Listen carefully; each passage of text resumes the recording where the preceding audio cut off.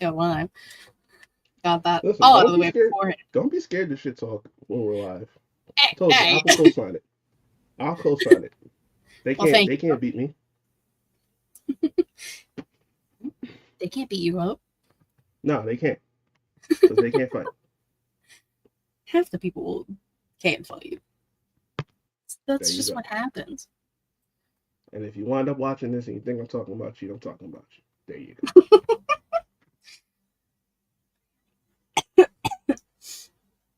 Oh my god, I can't fucking spell.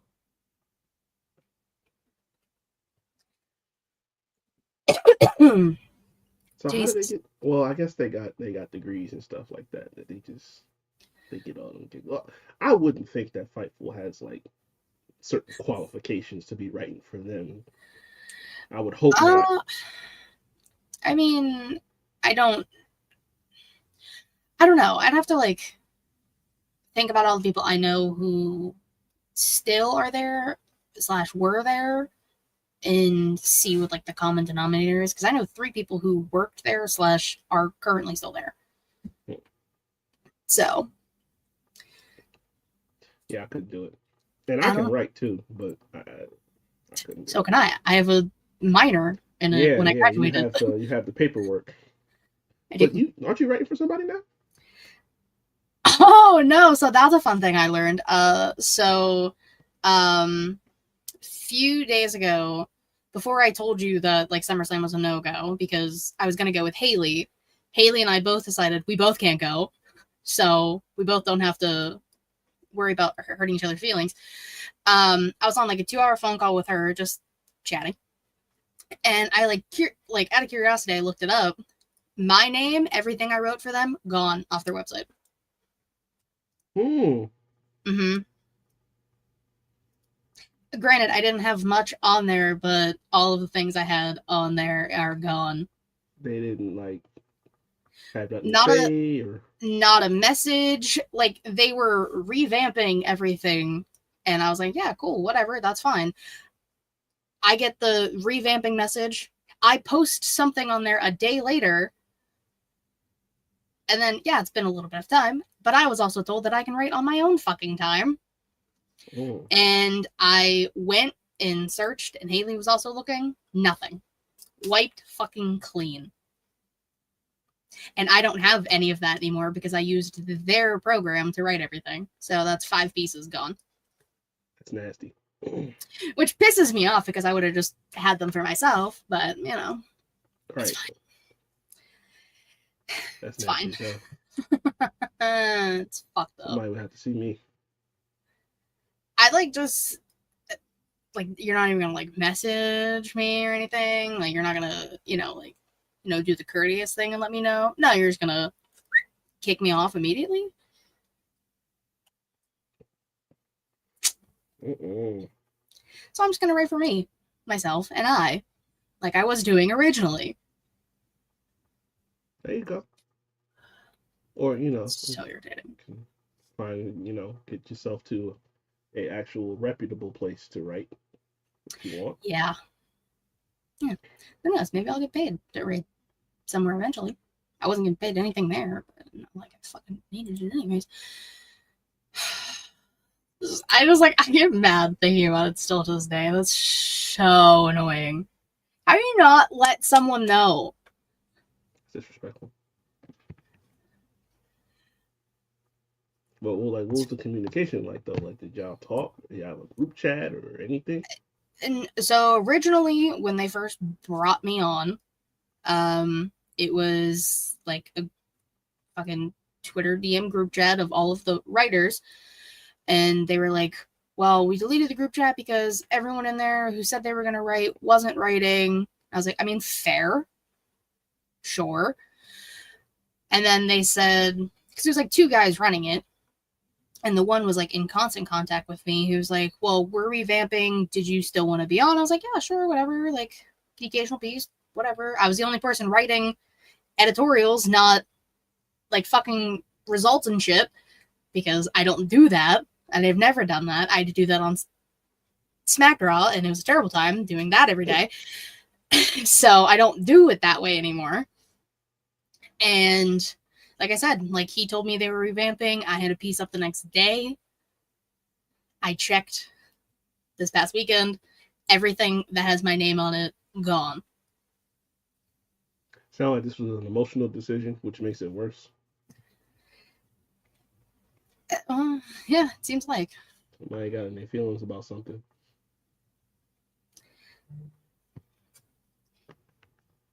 That's I mean, nasty. I just don't understand. I really don't. I thought I was putting good stuff up, but maybe they said, no, we don't need that anymore. So, whatever. I guess. That's that crazy. I'm telling you, it couldn't be me. Could not be me. No, well, I'm apparently too nice. So. Oh, yeah, you are. I'm not, though. All right. Listen, we'll just excuse the first year I podcasted and put that aside. That doesn't count. I wasn't even talking about that. Fair point, but no, I wasn't on there. Fuck. Wait, what were you talking about then? You are too nice. That hasn't changed. You might have scaled down a little bit. God forbid, I try and be friendly. Listen. I'm listening. It is what it is. That's your nature. I'm just saying. None of us are gonna complain if you. I mean, you show little signs of it, but like you gotta show claws a little bit. You gotta bear some sharp ones every now and then. You gotta have some edge. I feel like I've had this conversation with you before. Yeah, and it was probably the last time I was here. All right. That was like 2 months ago. It's interesting how that worked. I think so. I mean, this is Google. Yeah, wasn't it Chris says we have all the world's information in our pockets? I like that one. Yeah. I mean, ooh, did you see Cora's interview with Chris? What? Cora Jade is doing what? The interview she did with Chris. Oh, no. I haven't watched it. That girl's been through some shit. I mean, I watched like one video about it, but it's his TikToks show up. Yeah, no, like I heard somebody put the quote up about how she had the ectopic pregnancy, but then it's like there's a series of events from like that all the way on through there. It's like, God damn, like you just went through some craziness for real. I feel like 95% of the women have gone through so much shit that we don't know, that they won't say until something happens. I read the article. There's a see, I like the you tapped in. That's exactly where I was getting ready to go. I know. Don't worry, it's in the news. Good, very rumors. Good. Which let's just fucking start those. Where the hell is my? I don't know how to do it. Oh, they changed how everything looks in here. Ew, I hate this. Okay. All right, let's do this.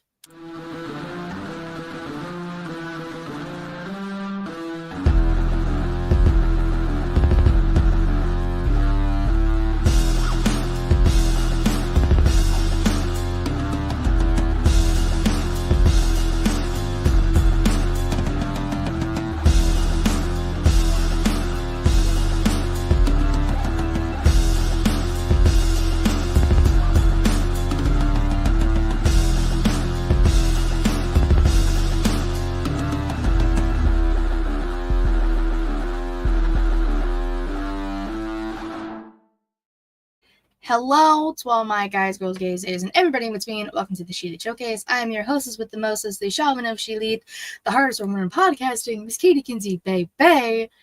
And as you can see, we already knew that my lovely co-host Savannah would not be here, as she is currently in Dallas for y'all in. So I had to recruit the advocate, 1/3 of Young Kings Wrestling, the host and creator of the Havoc Hour, Mr. Reek Havoc. Hello. Salutations, how we doing? Jesus And Christ. to be fair, you never have to recruit me. It is an honor to show my face when that needed. Well, thank you so much for being here. So with Savannah being gone, she is there for y'all in as she was at Six Flags earlier, and she said this last week. So I was gonna wait till next week to tell her a journey we have been going on this podcast is we've been trying to get to 300 on YouTube. We have hit 300 subscribers on YouTube. We did the other day. Okay. So I'm gonna try something on the fly. She might not answer. I'm gonna call Savannah and tell her that we hit 300. Now she's either not gonna answer because she's exhausted. Ooh. She's gonna answer and we get no reaction and she just doesn't give a shit, which is also fair. Or I get like a happy reaction. So let's just see what happens here out of curiosity. There's no reason not to. I mean, she's in Dallas with her boyfriend before AEW pay-per-views. Like that's cute. Work don't stop. That's how I see it. All right, I'm gonna call her on Instagram. I have her number, Like, but I'm just gonna try the Instagram here. Like y'all all can jump in on the call together. I don't care. If it goes through. I'm her advocate too. That's true. She's not gonna answer. Unacceptable. I think it's funny. She's probably just like confused if she even has her phone on her. So I'm saying, if your co-host is calling me, if TC called me, I'm gonna be like, because we never call each other. It's always a text or a message. So he called me, I'm like, oh. That's true. No, I don't think I'm getting an answer. I mean, I am also calling her on fucking Instagram, but that's usually how we always talk, so. All right, she's not gonna answer. I just wanted to see if that worked. Which is fun. Savannah, not focused enough. If you see this later, love you, sweetie. So yeah, we've hit 300 subscribers on youtube.com/She Showcase. Finally, we've been trying so hard, and it took fucking forever, but we got there. She's calling me back. Okay. Yeah, there we go. Hello. Everything good? Yeah, I just wanted to quickly tell you, I'm doing the show right now with Reek. That we've finally hit 300 on YouTube. Oh shit! Okay. Oh no, now we gotta do something. Oh no. Okay. No, it's okay. We agreed. We're just gonna we'll do shots next week. Oh yeah. Okay. Yeah. That's right. That's what we were doing. Shots. Something sweet. Exactly. Can everyone hear me? Yes, they can hear you. Oh, hello, audience. That's crazy. Yeah, I'm in line about to get on Superman at Six Flags. It's hot as hell. I'm hella tired, and I think I'm dying of dehydration because my stomach hurts really bad. Savannah, it's killing me. Drink some water, babe. Okay. No, I've been drinking water, but you know what else I haven't done? Eat. I did not put on a lick of sunscreen. I forgot it. Oh, Jesus Christ. Oh, damn. So when I meet Hangman tomorrow, I might be hella red. I'm hoping not, but we'll see. You got this. I believe in you. Thank you. Also, she'll be fine. Y'all are the best. Wish I could be there, but I'm on Superman or about to be on Superman. All right, go enjoy Superman. Take your vacation. We'll work for you. Cool. I will see you next week, honey. Bye. Bye. Dedication. Love her. She's so funny. Okay. I rescind my previous statement. She's got some focus. I'm honestly shocked, but that also makes sense. She's in line. Like, you're not like, depending on how close she was to the front of the line, like, you're not really like on your phone like that. I could be on the ride. My phone buzzing. I'm like, That's crazy. Yep. That's crazy. Not me. My phone Gotta does hold that phone tight, but you know. no. Phone does not leave a pocket, or it's tucked here. It's not leaving. It's not going in my hand. I've lost a pair of glasses on a ride. I don't trust myself. I would lose my fucking phone. Listen, I lost a pair of Beats on what the hell was that? Like it was the earbuds, the ones that had like before we went uncorded. It was the Yeah. ones that corded up.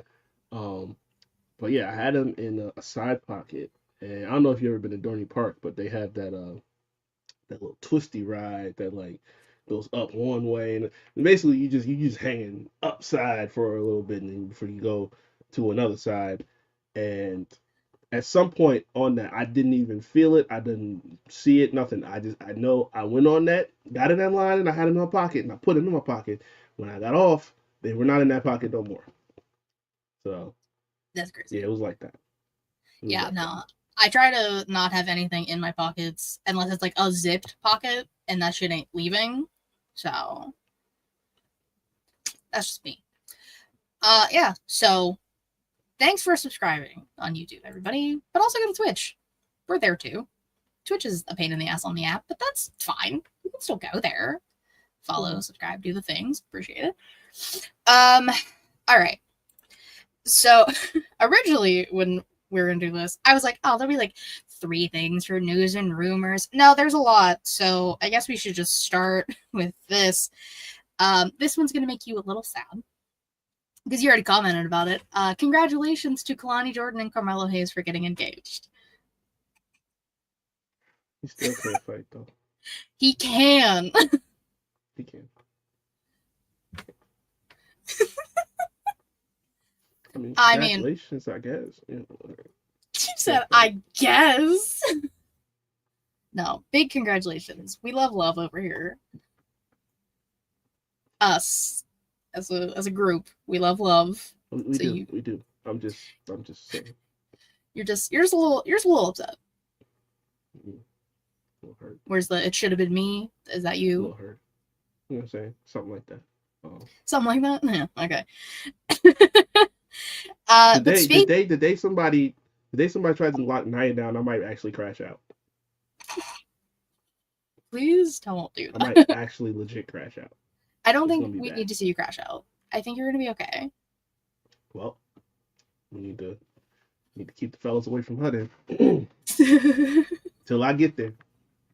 Jesus. Okay. Everyone keep their paws off until fucking Reek gets there, I guess. Insane. But speaking of Kalani, she had a match against Lainey Reed on NXT, and to the surprise of many people, Shayna Baszler was apparently producing her match. That's another thing. That just puts the nail in the coffin, I guess. You know. I mean, I'm happy for her. You know, she obviously wants to keep doing what she's doing, helping the new generation. I had hopes that it wasn't over. And this just confirms that it's over. And it's like a double dose of sadness going on right here. I didn't want it to be over. Again, if this is what she's gonna be doing, I heard it was just like a I guess like a trial thing. We don't know if she's gonna be there yet, but like still, like if you want to do that, that's great. I'm happy for you. I wasn't ready for it to be over. You say, yeah, cool, happy for you, but like whatever, I guess. Yeah, something like that. It's gonna be okay. If I'm like that meme of Wolverine that has like the picture and like it's her holding the NXT Women's title with the leather jacket. Trust me, like I know. I remember that version of Shayna Baszler too. We were rooting for her over here too. We wanted that back. We just didn't get it.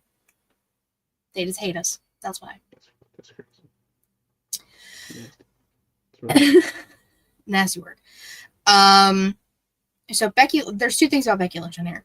One, she is going to be a part of the FX comedy Movers, which is like an improv comedy type show from the Reno 911 team.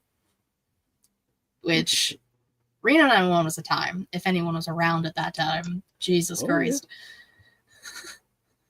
That was funny shit. It's such a random show, but quotable things. Nubu goofing, my friends and I say all the time. So, like, it's quotable. It's great. Even if they're not boots. My friend did it when she bought new sneakers. Like, it just happens, you know? It's just the vibes. So, not only is that happening, then, because fans are stupid, and this leads to another point, somebody broke into Seth and Becky's beach house on Monday whilst they were in Rhode Island. Yeah, don't do that. And also, another point that is being reiterated again by Rhea Ripley, do not send anything to the address, the home address of these wrestlers. Again, specifically women, because you're all creepy and gross. How do they keep getting their addresses? I don't know. I need to know. Like, who's giving this information out to begin with? Why don't we start there? I think people are just like, have you ever heard the thing that, like, girls are, like, FBI investigators? Like, if you, like, give them a name, they can, like, look it up. Like, but, like, they're taking it creepy ways. Us girls, we're just like, yeah, this is the name of your ex-boyfriend's current girlfriend, and da-da-da-da-da. Like, simple, easy stuff, not looking people up crazy, being, like, obsessed with these people to the point where you're breaking into their house, or sending them fan mail, or stalking them with a PC. Yeah, that is just... The PC is like... And unfortunately, that's a public place. Not public place, but, like, it's one of the places on the map. Mm-hmm. Where these people live, I don't know how or why. Like, that's if I'm them, I'm looking at who is giving my information out, because, like, unless you are in a neighborhood that's, like, around a whole lot of people, no one should be knowing that info. But more to the point, like, in particularly with Becky and Seth, like, it's bad enough that you're doing this in the first place. They have a child. Like, they do have a child. Y'all got to start thinking about that too. Like, these are parents. So stuff like that, they don't need to be thinking about, you know, is the house safe when they have a small daughter? Like, yeah. Y'all got to grow the fuck up. At least, thankfully, no one was home. So that's one of the good things about this, is no one was there. But, like, yeah, like, it's one thing, especially if you're breaking into a house and you know it's these celebrities or wrestlers, whoever, and they're single. Case in point, when it happened to fucking Sonya a few years ago. Oh, yeah, that was some scary shit. Like, she was living alone. Mm-hmm. And then you have this where, yeah, they have Rue. And imagine if they were all home or all there. Like, I just need people to stop being creepy. It's not hard. I'm telling you, man. The first thing is that happens to me. Who gave out my address? Because they catching just as much smoke as the dude that showed up, or whoever showed up. I know. It's ridiculous. Everyone go touch grass. How about that? Maybe. On your and if own you're property, allergic to grass, go somewhere. Just go outside. Go soak up the sun. Speaking of Rhea, you don't got it. That's crazy. I have it, and I don't give it to people. Yes. Speaking of Rhea, that I didn't realize that Adam had company over there. Is that Rhea? Oh yeah, so Rhea Funko, Rhea Adam. Yeah, they're all there. Never noticed. I don't think I noticed that before. Yeah, little Funko Rheas from Christmas, and then the other two I've had for a while. Okay. Yeah, they're just hanging out. They're my bodyguards. On a podcast. Hey, okay. They're both strong in their own right, and that's the one Adam Cole signed, so he has to stay there. Oh, yes, of course. We know how you feel about little Adam Cole over there. We all know.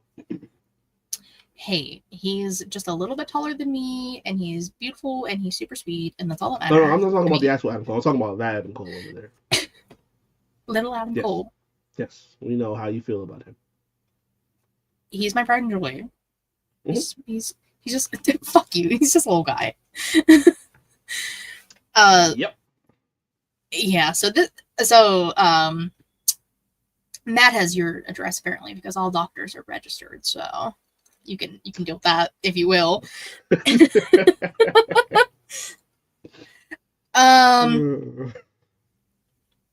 Yeah, he is a little guy.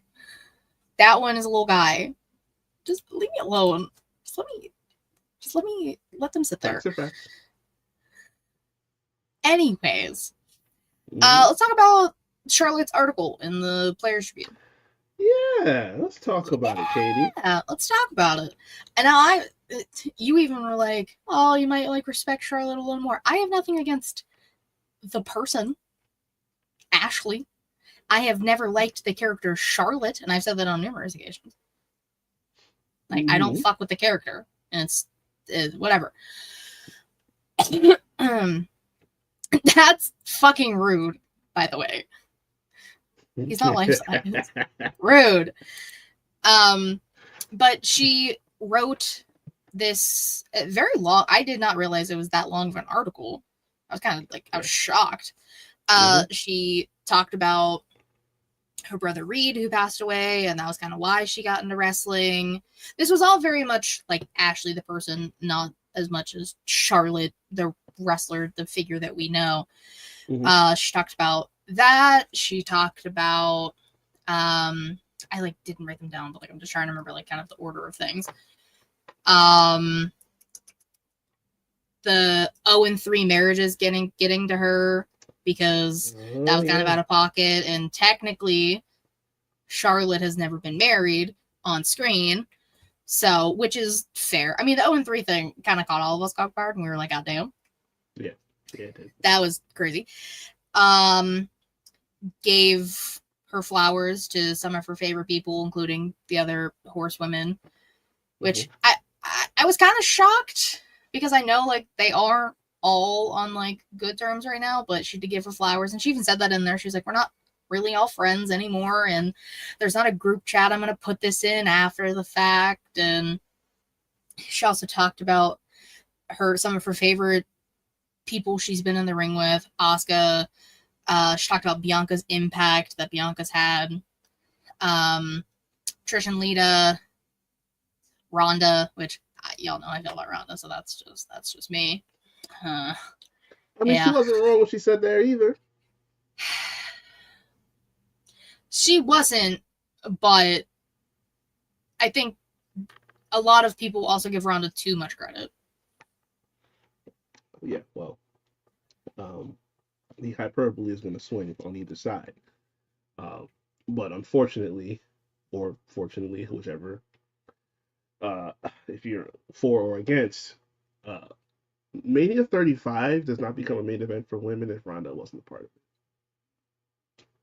it. That's a fact I had to accept because I'm not a Ronda fan either. But yeah, sure shit, not a Ronda. If the core four were the four horsewomen, who is who? I feel like we've had this conversation before. Ooh, wow. So that's me, you, Matt, and Jess. Realistically, yeah, Matt, Katie, Reed, Jess. I quite literally don't know. So you're probably Bailey. Just gonna get that out of the way now. I like that answer. I do not want to be Charlotte. I really don't. Like I know we're talking about her in a good light, but I don't want that. But, I mean, I'm all built and shit, so that's like. You can't make Greek Mercedes because that's and racist. that too. It's like. It's true. It's very true. So does that mean by default we make you Becky? No, I would. You're Becky or you're Charlotte, like. If You you know what? made me Bailey, I will bear the cross because I feel like Matt is probably Becky. congrats, man. So Just's Mercedes? Yeah, just fits Mercedes low key. Like that kind of makes sense. All right, there we go. Yeah. The core four is the four horsewomen. That's great. I'm down with being Bailey. I love not Bailey. Prepared for that, but yeah, Matt will take Becky. So I'm Bailey. Matt is Becky. You are Charlotte. Just is Mercedes. I think it fits. I love it. Go team. Just and Mercedes talk like a little bit. I'm saying everything fits. Everything fits in some capacity. Real quick, because I've noticed this for a long time. I haven't said. Does that ever turn on? Oh yeah. I used to turn it on, but since I have my AC plugged in right there, I don't have enough plugs. Okay, I got you. On the strip. I used to have it on like all during like wintertime and fall. It is on, but it's on like the lowest level because then it creates a weird glare and you can't read it. Yeah. But I don't have enough on the power strip to make room because like these lights got plugged in. Yeah. The rest of us ain't rich enough to do all that, but that was I didn't do that myself. That was a Christmas gift from my friend. Oh. Okay, all right. Cool. Yeah, it wasn't I didn't do it. I would have done it, but like I didn't do it. It wasn't that expensive. It wasn't. It's not that expensive. That's the keyword. Anything else in Charlotte's article you wanted to talk about? I mean, look. There's two things. She also mentioned the injury from a little over a year ago, and then going into Mania 32. But the big thing, and I'm sure you was gonna touch on this anyway. I don't remember what led to it, the conversation about it. Oh, she said after the match with Rhea, I think it might have been where she said, "I'm just now getting good at this." When she said it out loud. Yeah, I think that's when she said it because that was like the passing of the torch moment too. Yeah. Yeah, and it's like this is almost a decade in. She had been she had actually been in the business for over a decade, but like in terms of like being on TV, being on main roster, like it had been 8 years at that point, and to say that I'm just now feeling like I got good at this is kind of crazy. But then that segues into, well, I got good at this, but now I'm 39, and how the business looks at women compared to how they look at men. And I didn't even think about the fact that she's younger than Cody, she's younger than Roman, obviously she's younger than John, and those guys don't age out. So it's kind of like, fortunately, I think we're in a good place in history where you can say, well, I get to change that a little bit as long as she's willing to, she wants to. She's going to go through the rigors of all of it. But there's also a generation she's a part of that can help facilitate changing that narrative because it does need to be changed. But more to the point, like it's going back to y'all, those in the discourse and whatnot, because I do remember when she came back in January, and I said y'all can moan and groan all you want to. She's gonna win the Rumble. She's gonna go to Mania, and then she shows up. And my thing was, I could tell she didn't want to be a bad guy. I could tell she didn't want to be typical Charlotte. Y'all made her that way because y'all just decided that it wasn't, it's no, we don't want to see you. And it's like separating the person from the characters. Like she said in an article, like she is a person that feels this type of stuff. So maybe just because she plays the role well doesn't mean that it doesn't take some kind of mental effect or doesn't take a toll. I think it's been said a bunch of times, like the best people in real life can play the meanest, most dastardly hated heels, and Mhm. vice versa. So it's like knowing that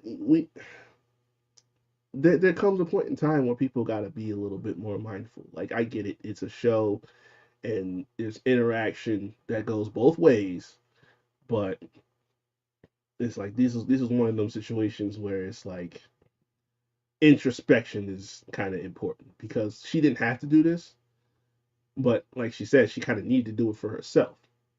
Mhm. And showing vulnerability, particularly for someone in the place in life that she is probably not a common thing you're going to see. So that's that's a little something that I think we all could peel from. The women, quote unquote, aging out pisses me off because it is one of those things. Cena is in his retirement tour.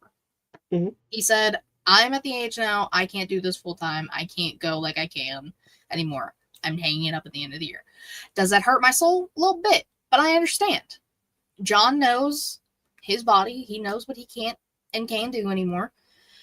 But the women being like, it is crazy to think about. Charlotte's 39. You never would have guessed. Rhea is 28. She's the same age as me. Crazy. You wouldn't think that. But like, just looking at the two of them and like all the other countless women whose ages I don't know off the top of my head. I only know Rhea's because we're the same age and Charlotte's talked about hers openly. There doesn't need to be the stigma of them getting old. Like, it's life. People fucking grow up and they get older. Crazy, I know. But it always has been the thing where, like, when Trish first retired, she probably felt like she had to because she did all of these things and she hit that a certain age. And when she, like, first retired, obviously she's back now and Trish is Trish and she ages like fine wine and can still go. Like, it doesn't matter. Age. I know. It's amazing.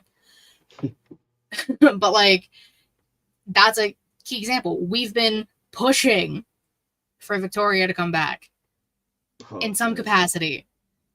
Melina is still wrestling on the indies. Like, these women are still wrestling. It's just they're not for these big companies because the crowds, this is all quotes, don't like, quote, older women when older women are beautiful and whatever. Anyway. I was gonna say this. I was gonna say this for this weekend. I'm not going to. Let me catch one more y'all talking shit about Melina that she's fat or she's out of shape and nobody wants to see her. She's Y'all, beautiful. ooh, you will have to see me. I will be I mean, outside. the gear is a choice. The gear is like a little questionable, but like that's a problem with the gear, not Melina in any way, shape, or form. She can do it all she wants to. I never had an issue whatsoever. No. Royal Rumble had two high spots for me. One was the first match on the card. The second was Melina. Period. It's because Melina's incredible in everything she does. And God forbid, hear me out, a woman has curves. Holy shit. Stop the presses. Stop everything. Women have normal bodies and aren't shaped like sticks. I'm so sorry. Like, I don't know where this came from. Y'all virgins out here talking about women that they are not. It's because allowed to have certain, parts in their body. We love curves. Yes, we do. Yes, we do. Possible. Like, please. What the problem is? Like, yes, you're allowed to be skinny. Yes, you're allowed to be a little bigger. See, it doesn't matter. Why? It's one of those things. I hate when men, specifically, no offense, negatively talk about women's bodies, acting like they're owed something. No, you're not. That's true. The women don't do it for y'all. We do it for ourselves. I mean, honestly, it's kind of our fault to begin with, because like, I think a lot of this stems from this BBL generation that's going on. But which I've never understood that. I don't either. and sometimes they just do it for themselves. But there are some that like they get the self conscious thing because guys is like, hey, I don't see Mhm. this, that, and the third, and they want to fix it up and manufacture themselves, and Yeah. now that has had them creating these bodies like this, and do see natural, and they think, oh, what is this? This doesn't look right. So it's a vicious cycle. It never ends. Yeah. It's I just hate the internet sometimes. A lot of the time, but all right. I thought that was something else. Yeah. God damn it. No. No. If anyone caught that, go watch Last Getting Up and you'll understand what the fuck is going on. Anyways, two more things for news and rumors before we finally move on. I told you it was going to be a long episode. So that's okay. That's what we do. Yes. Go watch Last Getting Off. Which, sidebar, I was looking at Funko Pops earlier. There's one for the tall man from Phantasm. Oh boy. I was like, oh, creepy. That must have been a trigger for you. Yeah, because I was just like scrolling for ones that I actually liked, and I saw that and I was like, oh god. Yes, #BoneLink. Exactly. This one you sent us earlier. WWE is potentially, nothing has been like 100% confirmed as what they're going to do. It's all been speculative. They're going to be collaborating with Halloween Horror Nights for Universal, which that, for those who don't know, typically is at Universal Studios in Orlando, and it runs from August 29th to November 2nd because it's always spooky season. Mm-hmm. So, potentially like White Six stuff, the Firefly Funhouse, which I like that I can say fast now and don't stutter like I used to, because it was so hard to say fast before. So there might be like some Bray Wyatt tributes thrown throughout there. Again, we don't know. There's enough spookiness in WWE, so. Did you hear that in the I think it's the DLC for the new WWE 2K? There's supposed to be like a some video, like I guess footage or something that's in there for a storyline with the Y6 that Bray's a part of. Aww. Yeah. That's cute. Yeah. I don't even have the game, so I usually get the game every year, but I have a PS4. I don't have a PS5, and I'm not getting one yet. So I haven't. Listen, if I wasn't there last year, I am so much farther behind this year. Like I haven't. It's true. Like I haven't like gamed outside of like an like the occasional one-off here or there. I haven't actually gamed in about 4 years, going on 5. It's been a while. Crazy. Oh, I still need to beat The Last of Us. Shit. Well, Last of Us 2. I beat the first one. There's a third game, isn't there? Mm-mm. No? Mm-mm. Nope. Or there's gonna be a third season. Huh? There was talks that there was gonna be a third one, but I think they scrapped it. Oh. So. Okay. Yeah, no, I need to beat it, but that's a different conversation. And the last thing, which will just make all of the people who are so tribalist about WWE and AEW going against each other. NXT Heatwave is allegedly going to be August 24th in South Carolina, the same day as Forbidden Door in London.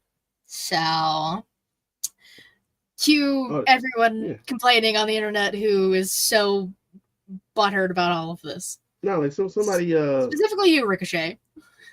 That was somebody I think it was WrestleVolt or something like that was talking about that they do this shit on purpose. And honestly, I'm not surprised. Like, why not? Like, as long as the what's the point of the competition element if you're not going to push the envelope a little bit? Like, see who wants to tune into what. Mhm. It used to be Like, TV. Now they're just going PLEs, like, or pay-per-views, whichever you're going with. and It is what it is. 9 times out of 10, it's the NXT shows.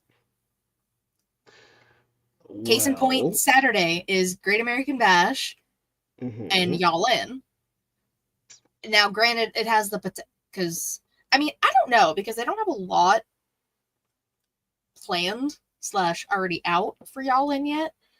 I mean, granted, there is the 0 hour where they just throw on 800 matches, but Yeah, that's another that doesn't thing. really Like, affect the main card, though, because the main card starts at 3 for Y'all In. The actual card for mm, Great American Bash starts at 3. And then Saturday night's main oh event man, is 8 o'clock.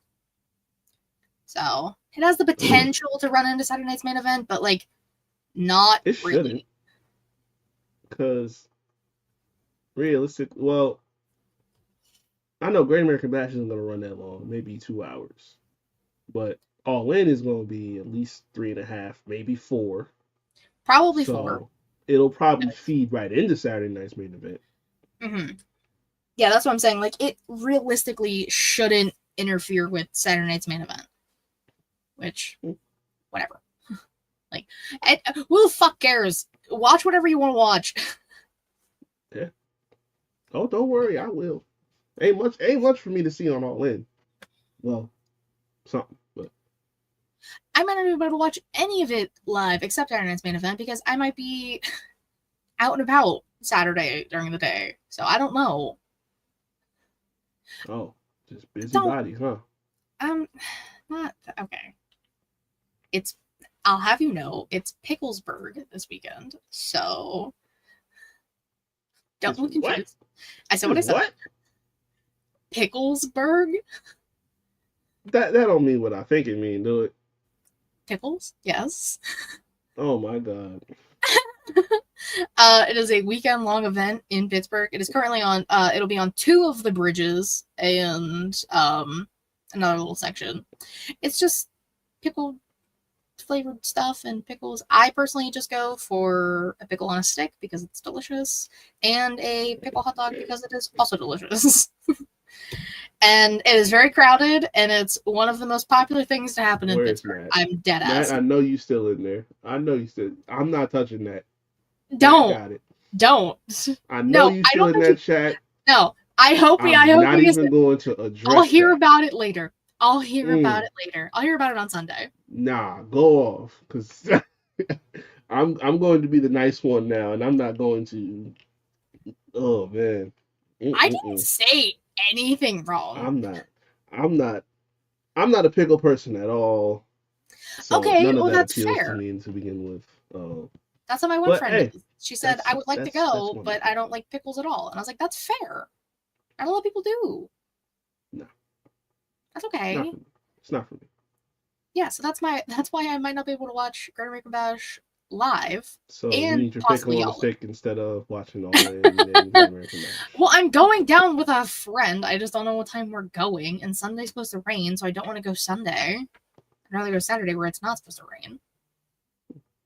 Okay. I feel like I'm being judged. Okay. I mean, Sunday is Evolution, so I mean, you don't want to miss that. I mean, well, that's not until 7 o'clock, so I definitely wouldn't miss that. I'm only down there for a few hours. There's a lot of people down there. Okay. That's fair. I'm judged. I feel I'm gonna judged. say I'm not saying anything. I'm gonna leave it to Matt. Anyways, let's talk about Great American Bash because that's chronologically what happens first. Because I'm not counting the 0 hour for All In. So Hell no. no, because again, we don't know. I don't know what's on it. They haven't really announced anything besides. I'll get there. All right, so Great American Bash is the NXT show. For those who don't know, we love NXT over here. I have a list of the matches that will be taking place, and since you did just talk about all of this on technically, but Monday when the episode drops on Young Kings, we have more information now than when you guys talked about it. So, oh, good. some things have been filled in. Especially when we get to like Evolution, you guys had some ideas that aren't no inspiration happening there. I'm so sorry. I still say they could fit it in somewhere. Somebody could get jumped. It's crazy. Let's start with one that I think just should have been on Evolution anyways, since they already have an NXT title there. We can do both women's titles. Sol Ruka, Izzy Dame for the women's North American title. Thoughts? I'm going to echo what I said on Sunday. I think Izzy needs to win. I never cared about Izzy. It wasn't even 3-4 months ago that I was saying who the hell is Izzy Dane like every show because I didn't know who she was, and I guess we found the right fit for her in this faction. I know maybe to some people it might feel like Sean Spears getting a little overshadowed. I don't think so. I think he's right where he needs to be. But her taking a vocal leadership approach to kind of stepping forward, taking a little more, what I said, assertive role. I like it. Like, it is what it is. And if she ends up being overtaking Sean, so be it. But this is how you build characters and stories. So why not? Soul will be fine. She has a whole tag team situation. Yeah. Zaruka, beautiful name, beautiful people. Have a match at Evolution, so again, we will get there. But it does seem like, and I love Sol Ruka. I've been singing Sol Ruka's praises from the jump because I love her. It does seem like they are kind of pushing for the Culling to be this dominant force, and having Izzy Dame now with Tatum, and that also upsets me because Tatum is a precious angel with a sensitive mind, and they brainwashed her. And then you have Sean Spears and Nico Vance. That is who Nico Vance is for you and TC. It is the other guy in the Culling, not some random dude on Evolve. I keep hearing this name, and I guess I'm not paying attention when he's on TV because I got you. Really I heard you guys say that, and I was like, oh, don't worry. I'll let them know. Yeah. So I'm here. Okay. So, I mean, it is interesting to see how this is going to play out. It is possible Izzy walks out with the title. I don't know. I don't know what they're going to do. And then what that will lead into Evolution with the tag titles. I don't know. Nah, give Natty her new gimmick and the NA title. Wow. And that's coming from Matt. I'm here for that. I'm saying it. Not Natalya. Natty. Whatever this Dr. Jekyll shit she got going on in Hyde White, that she, when she goes to other promotions, she a whole different beast. Like, I need that on my TV because I have all. All right, let's calm down. Let's not get carried away. No. Let's not get carried away. Belt collector gimmicks should fucking die. Look. Anyways. I have always maintained that woman deserves all the respect in the world for not just her contributions to women's wrestling, but what she has done for the next generation. No, I did not. I swear to God, I heard you say Heidenreich too. I did not. Making me forget. Oh yeah, so what she's done helping the next generation, she can still go. She is one of the most talented, regardless of age, to do it. I don't care for Natalya on my TV screen. There's nothing appeal like it's more than just what you can do between the ropes. We talk about this all the time. It is about what the fan investment is in you. There has never been, for me, a fan investment in Natalya. Natty, on the other hand, I can get behind. Because, again, I know she's talented between the ropes. Mm-hmm. But now we're going to give me something that will make me want to see it. What she's doing over there in reality of wrestling, I said Hyde White. Hyde White, not Heidenreich. Dr. Clip that Jekyll and Hyde White. Matt, you can clip it. Where's TC? TC likes to clip random shit I do. Like, Yeah, no. Yeah, that is something I can get behind because there's realism in that. It's her just saying like, "Fuck you, fuck y'all. I'm here to start whooping some ass," and that's what she's been doing. You know, in reality of wrestling, and supposedly she's like gonna be doing something with NWA if she hasn't already. Like, I mean, listen, if that's what we're gonna do it all the way.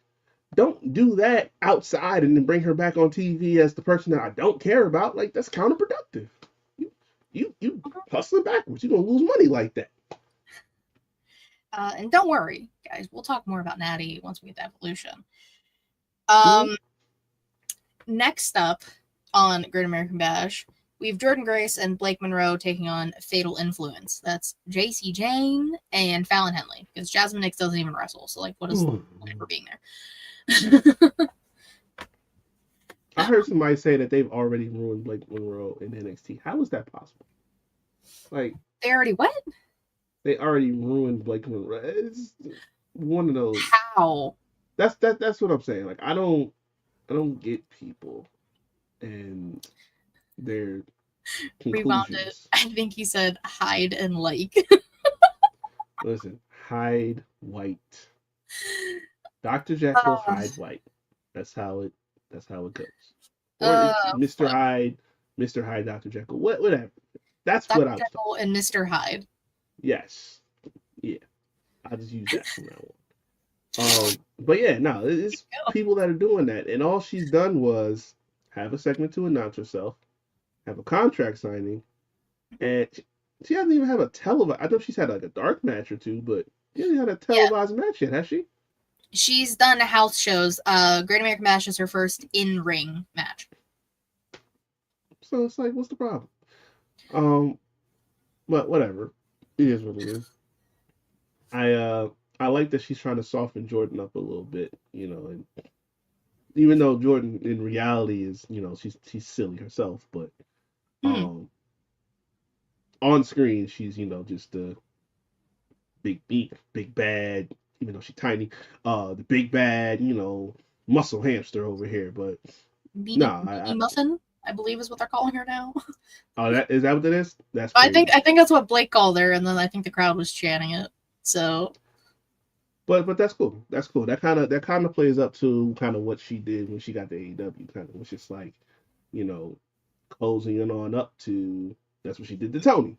Now that means Jordynne got to watch your back, but you know, that's what everyone I saw on Twitter talking about after that segment aired. They're like, "Stay away from her!" And it's been like a year, like to the day, where Mariah turned on Tony. Because I know Jordynne, she better. I know we're gonna talk about it later, but she needs to on Sunday handle that. I can't take this shit no more. I know. I'm just gonna throw that out there. I know. So do you think Jordynne will get the advantage, or do you think JC's gonna have the advantage going into Sunday? You can give it to JC. It doesn't matter to me, as long as we do the right thing on Sunday. I will stomach JC and who's it, Fallon? Mm-hmm. Yeah, I will stomach them winning Saturday, so we can do the right thing on Sunday. Why can't we just put the title on Fallon? I'm good with that. I've grown on Fallon Henley. JC Ning is never going to get over with me. I'm just, and that, again, not to offend the person. She's never going to get over with me. It's just not going to happen. I'm not invested. I never have been. She is the most interesting component of two different stables.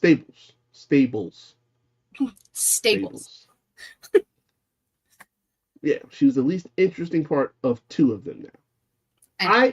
I know Jasmine Nix.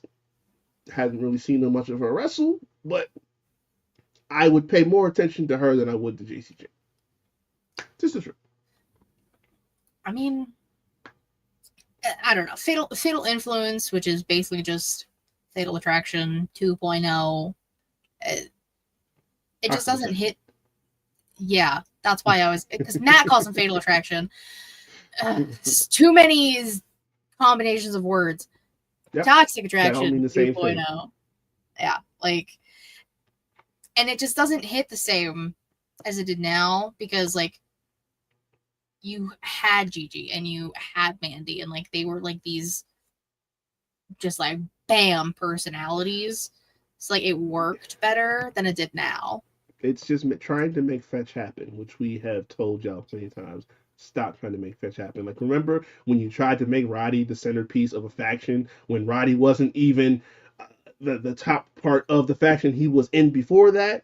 Yeah, it's trying to make fetch happen. Stop trying to make fetch happen. JC didn't work. I mean, she worked in Toxic Attraction, but she worked as a cog in the machine, not the centerpiece. So what you were doing here, nah, no. I mean, I will just say Diamond Mine gave us the Creeds and Ivy. That's all I'll say. Listen, I'm here for it. I love the Creeds. Roddy was not the person to lead that faction. It just hey, shitty little Boots is trying. All right, he's trying his best. That's great. And that's why he's not the focal point of the Paragon. It's Undisputed Era still. You guys are all stupid. It's that's what they're calling them. I don't know why. Y'all will always be Undisputed Era to me. To me. Next up for the NXT, world title, the ruler Obafemi taking on Yoshinki Inamura. I think it'll be a fun match. I mean, Oba's gonna retain, but like it's gonna be a fun match. Yeah, I guess so. I feel like I'm the only one who like. Exactly. I feel like I'm the only one out of our friend group who like appreciates Inamura a little bit.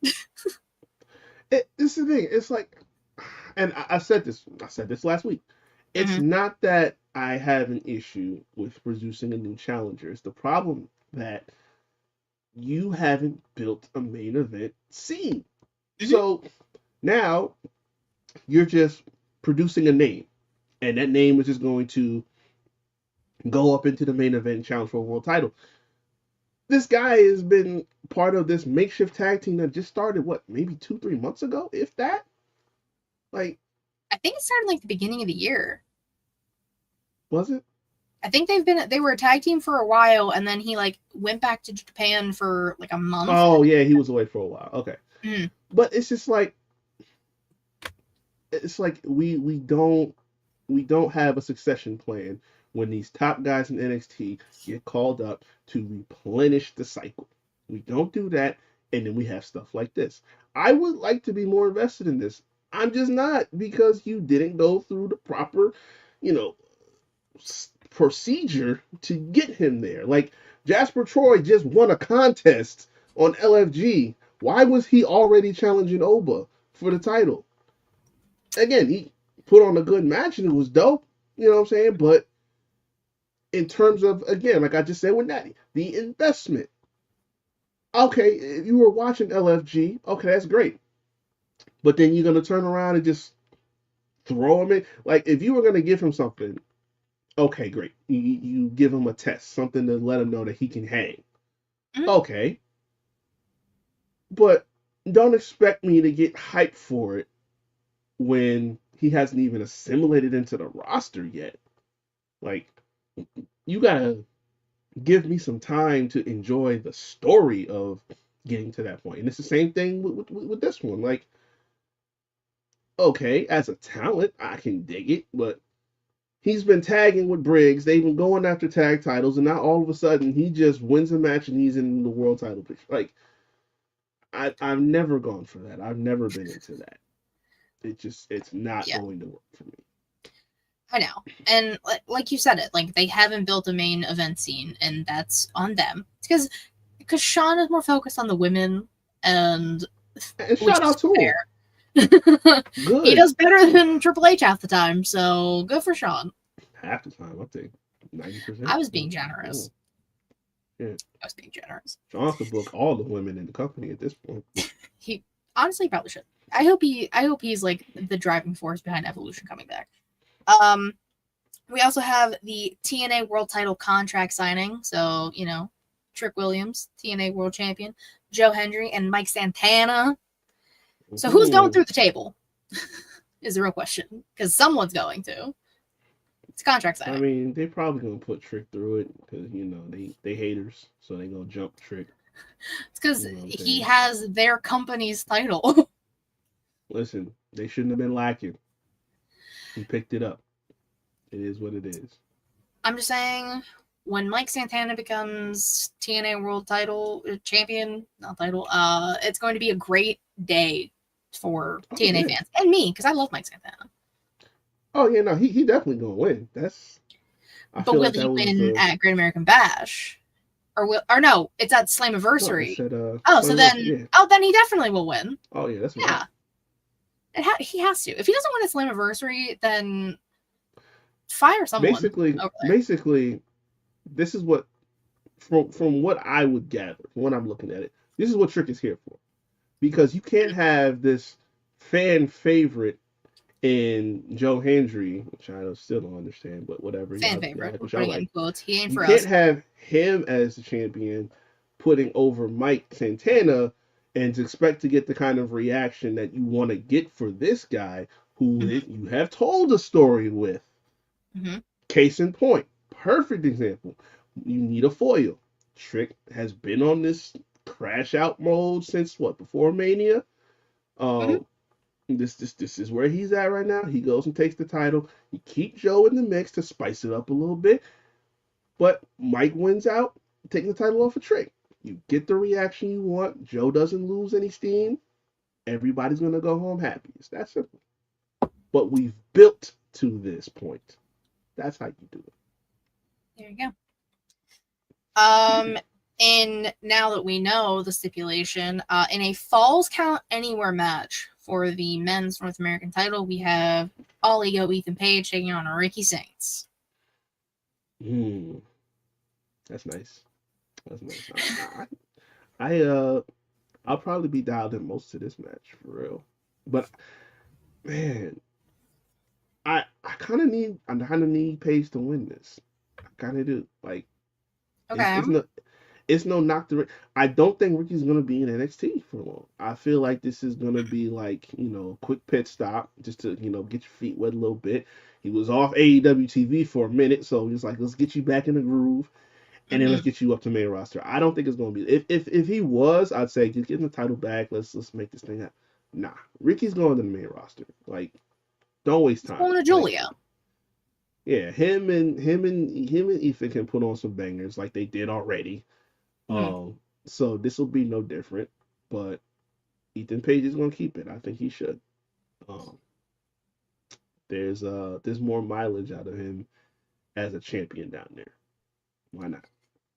Plus, Page has his weird little frat boys. Oh yeah, that shit. The fucking twinks that are there to help him. Tell me I'm fucking wrong, because I'm not. Especially the one little blonde one. Come on now. I believe that is hate speech. I will not be using that term. We don't offend. You're a part of the communities. I know.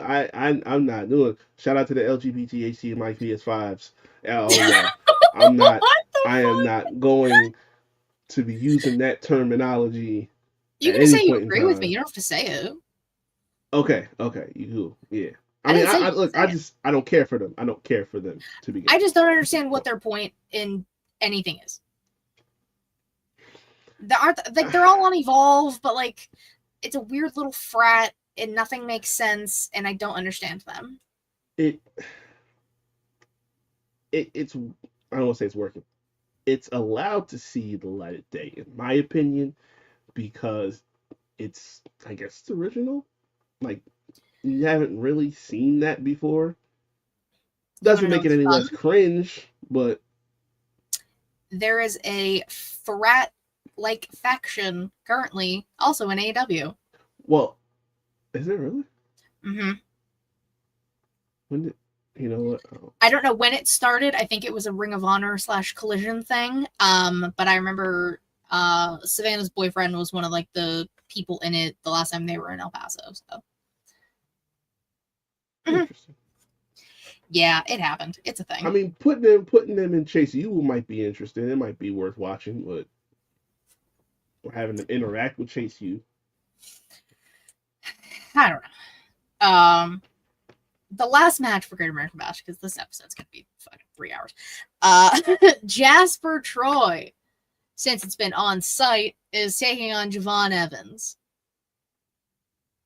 Mm-hmm. Oh, okay. See, this is what I mean. Like, this is the person doing the show on Thursdays because things happen during the week. So I seen Javon pull up on him in the end, like last week or whatever. mm-hmm. I ain't gonna lie to you. Slate. Yeah, I hear you, but much above your weight class on this one. You know what I'm saying? Mm-hmm. He done already had his jaw broke, so you got to be careful. This dude is like 3 times your size, homie. Yeah. Damn. Yeah, I'm worried about the YN right now.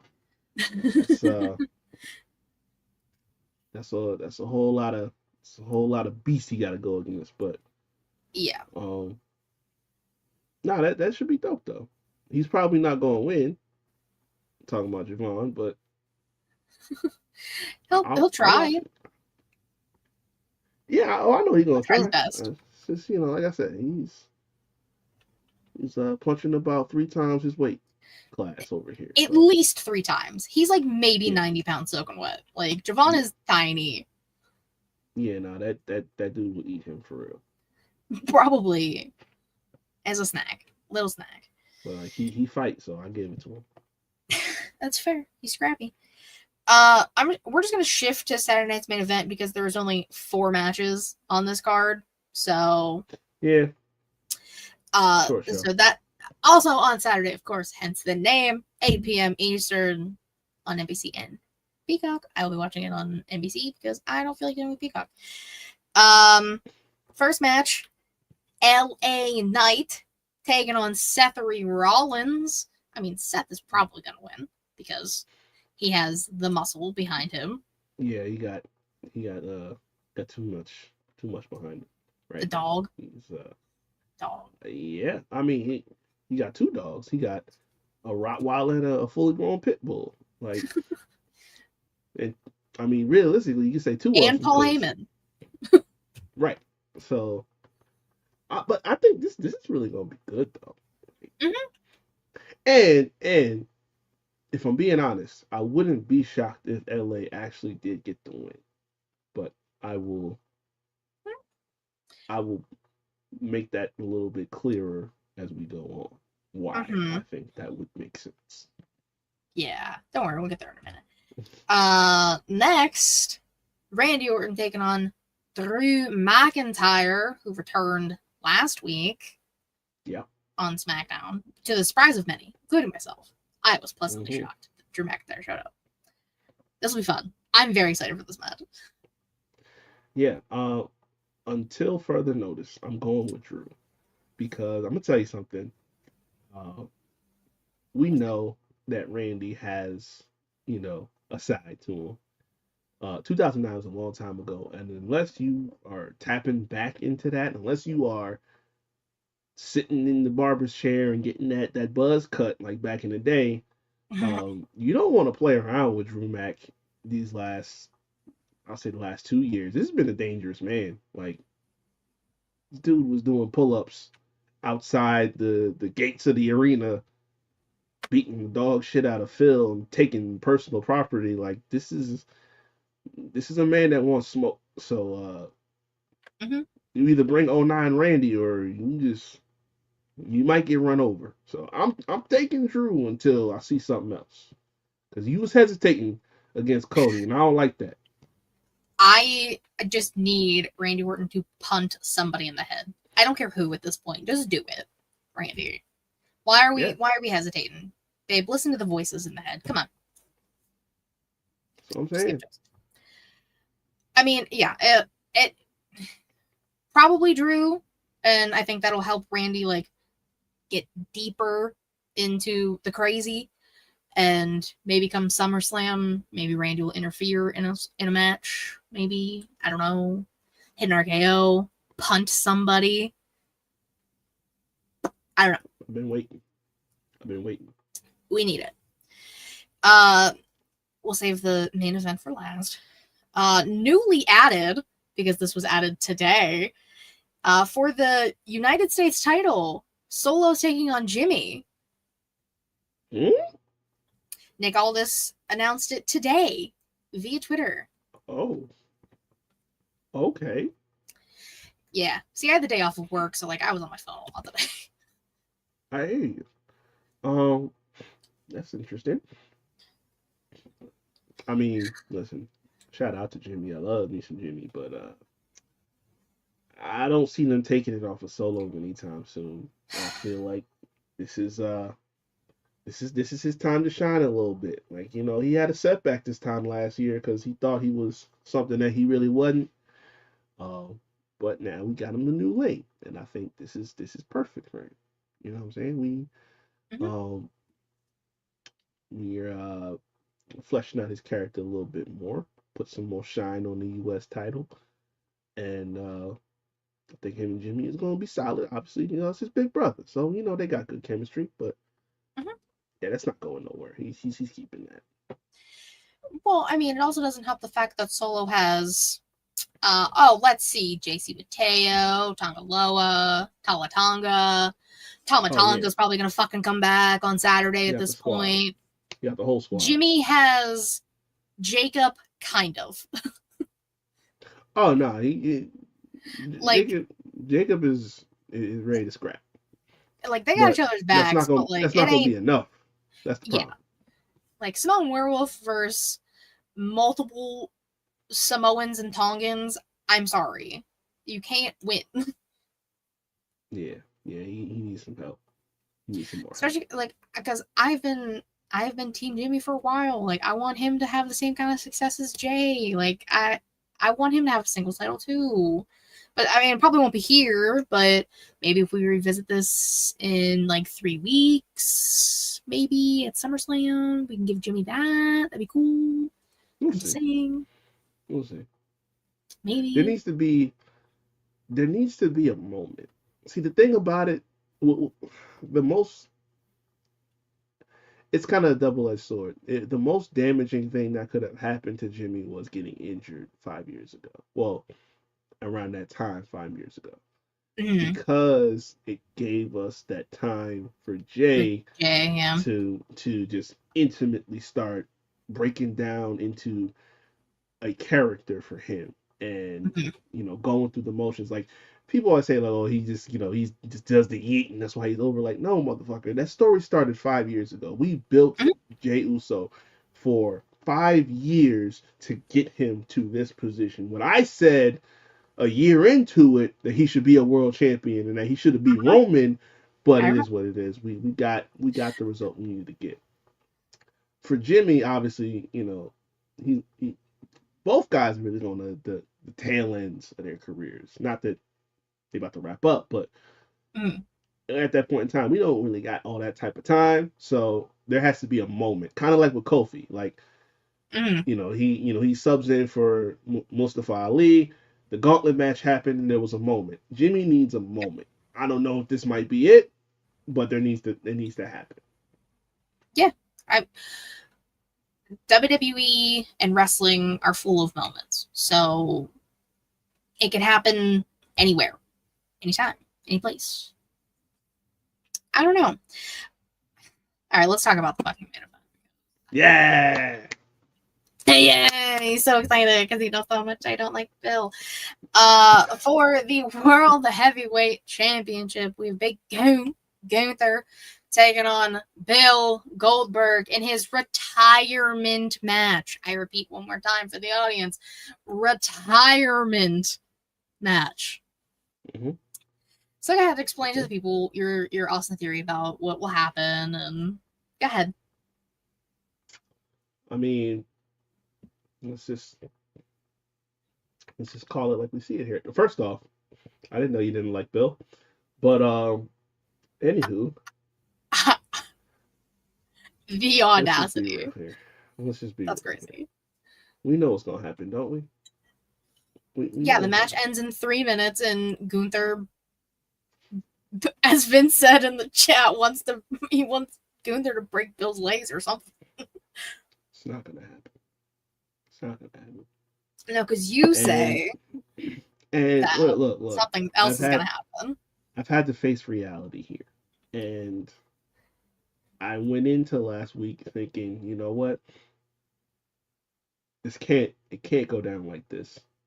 It should be exactly what you just described, right? Mhm. It should go Should be. down just like that. And then me and TC got to talking, and he broke it down, and I said, damn, that's exactly the type of shit they would do. Goldberg can be Goldberg. And then as soon as it happens, and he does what he usually does, then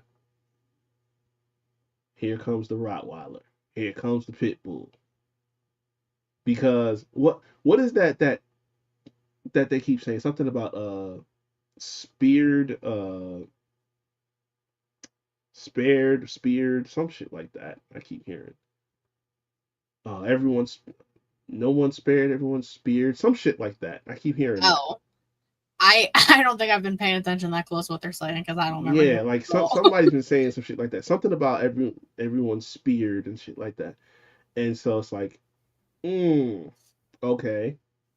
Didn't pay attention to that much first, but then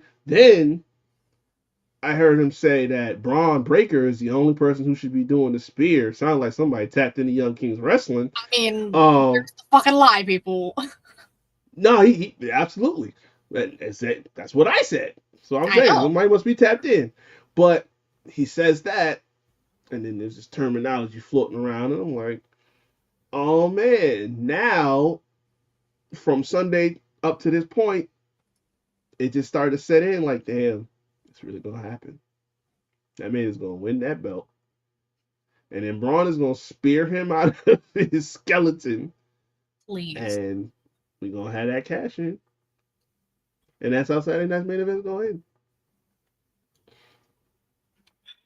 I mean, realistically, thinking about at least like the rest of the year, because I can't think like in the next year because I don't remember where certain things are happening. This might be one of the only like good chances Seth has of cashing in. Because like he probably won't at SummerSlam, even though he did try. He did try at Night of Champions against Cena / technically Punk. So like he did try, and then Cena was like, "The fuck are you doing? This ain't your title to come after, child." So this makes sense. Also because it is the fucking Raw world title technically. So like again, it makes sense. Yeah. Because I don't know. I just don't want Bill to win. Although I don't know that I even count Night of Champions because he said it, I think the next night, and it made sense that he wasn't even so much trying to take the title. He was just keeping Punk from winning it. Yeah. He said Punk is never going to win a world title as long as I'm breathing. So naturally, he's a spiteful little bitch, and I love that Hey. about Seth Rollins. Hey, an op is an op. That is what it is. No, that's a tag team in AEW. I don't like that either, but it is what I'm not tripping off it, and I don't watch it anyway. You don't even watch the product. It's okay. I love Joe, but hey, it's all right. We'll talk about them. They'll get mentioned a little bit later. Yeah, but yeah, I don't think he is gonna cash in at SummerSlam because I have a cash in at SummerSlam reserved for somebody else, and we're not gonna cash two on the same night. So let's just get it out the way. Plus, I think there's more to be gained for having Seth Rollins walk into SummerSlam with the world title as opposed to Gunther.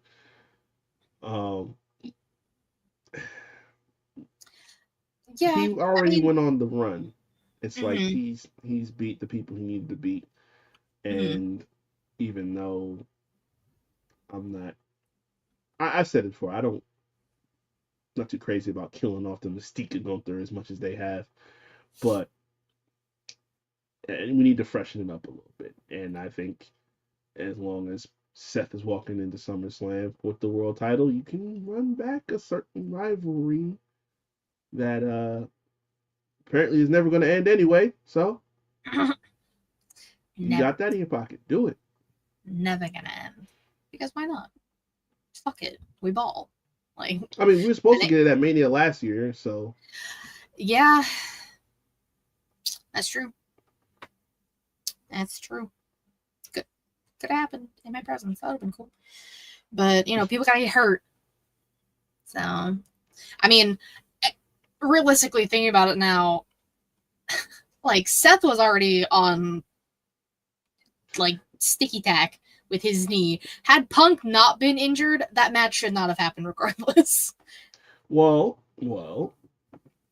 maybe not. I think it worked better with Drew because he just, kind of just bum rushed him. But Exactly. I mean, if he was gonna go, he was gonna go anyway. Because hmm whether or not that changed, if they had a tag match on night one, he was just determined to do it regardless. Like he said that it was an old injury that kind of just finally got to the point of, okay, I need to step Yeah. away for a little bit. But he was gonna go either way.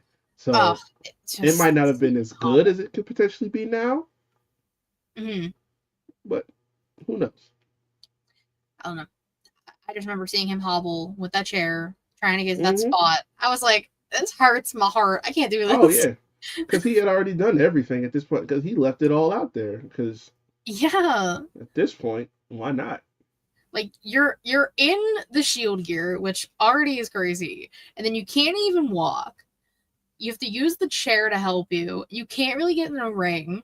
You hit your spot and then you just go down, thankfully, for the rest of the match. It's just too much. Seth be doing too much and it hurts. I need him he to like stay also- healthy for a little bit. He also had to take that chair shot because Roman had to get his. Well, back. I mean, that's what I'm saying. That helped put him down. So that was good. Because Roman can't help the fact that if Seth is in there and there's a chair involved, Roman needs to hit him. Because he's got PTSD. Yeah. Crazy I PTSD. can see why. I mean, yeah, fair. Alright. Let's do y'all in. Because I want to save Evolution for last. Because women. Okay, so also starts 3 p.m. Saturday. For the TNT title, Adam Cole, baby, taking on Kyle Fletcher. Yeah, fuck him. I he hate tried to kill Kyle's Adam. family, so he And did I try to kill Adam Cole, so Yeah. no thank you. Mhm. Kyle Fletcher better be fucking careful with my boy. He's precious. Yeah, that kind of pissed me off a little bit. Pissed you off? How the fuck do you think I felt? I hear you. I'm just, I don't really know this dude to begin with, and then see this clip going all over the place, and they're decapitating my boy, and I don't like it. And he has a history of concussions and such, He and does. that scares me. He does. I don't like that. And he's Yes, been I'm gonna- injured enough already. Exactly. I'm gonna need Adam Cole to retain. That's all I want. Mhm. Please and thank you. Yep. For the AEW tag titles, we have the Hurt Syndicate, of course, Big Bob, Shelton Benjamin, taking on the patriarchy of Father Christian and his son, Nick Wayne, taking on Jet Speed, which is Spiel Mike Bailey and Kevin Knight. Mhm. Now, since you don't really dabble in the AEW Dynamites as much, I will tell you, last night, the patriarchy targeted and tried to dismantle Big Bob's knee. So I did see that. Okay. I saw that clip. Okay. It's very rude. It's so rude, honestly. Like, Big Bob, come on. Like, I know disrespect is kind of Christian's gimmick for the last 4 years, 5 Ever. years. It's just certain people I don't need you to be disrespectful to, and Bobbert Lashley is at the top of that list. Bob. Yes. So Hurts and Nickett keeps their titles? Uh, because it's a multi-man match, I would prefer that they keep it, but I wouldn't be shocked if Christian and his adopted child win. Yeah. I don't understand. Even though I think that it's coming to that point where eventually he's going to show his true colors to little Nikki. But it'll be one of them two. It's gonna go either way. Mm-hmm. Well, I mean, Christian's banging his mom. Like, I mean, kudos, Mother Wayne, God, but like, Nick Wayne's had enough of this shit. Listen, he apparently ain't the first person he been slanging on. So I mean, it is what it is. You knew what you were signing up for at this point. If you grown ass man, get it together. Yeah, I mean, fair. For nothing. Well, I mean, okay, there's kind of something involved. So the Young Bucks taking on Swerve Strickland and Will Ospreay. If Will and Swerve win, the Young Bucks are stripped of their EVP quote-unquote titles, as in their EVP powers, not a physical title, even though there was some confusion last time. Yeah, there was confusion last time, and that's okay. But if the Bucks win, then both Swerve and Will cannot challenge for the AEW World Championship for an entire year. I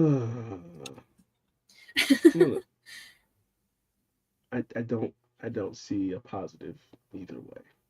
I'm gonna work against myself because let's be real, that's a TV thing. I would love for it to be a real. They're not gonna be EVPs anymore because I don't think they ever needed to be in the first place. But that's fake.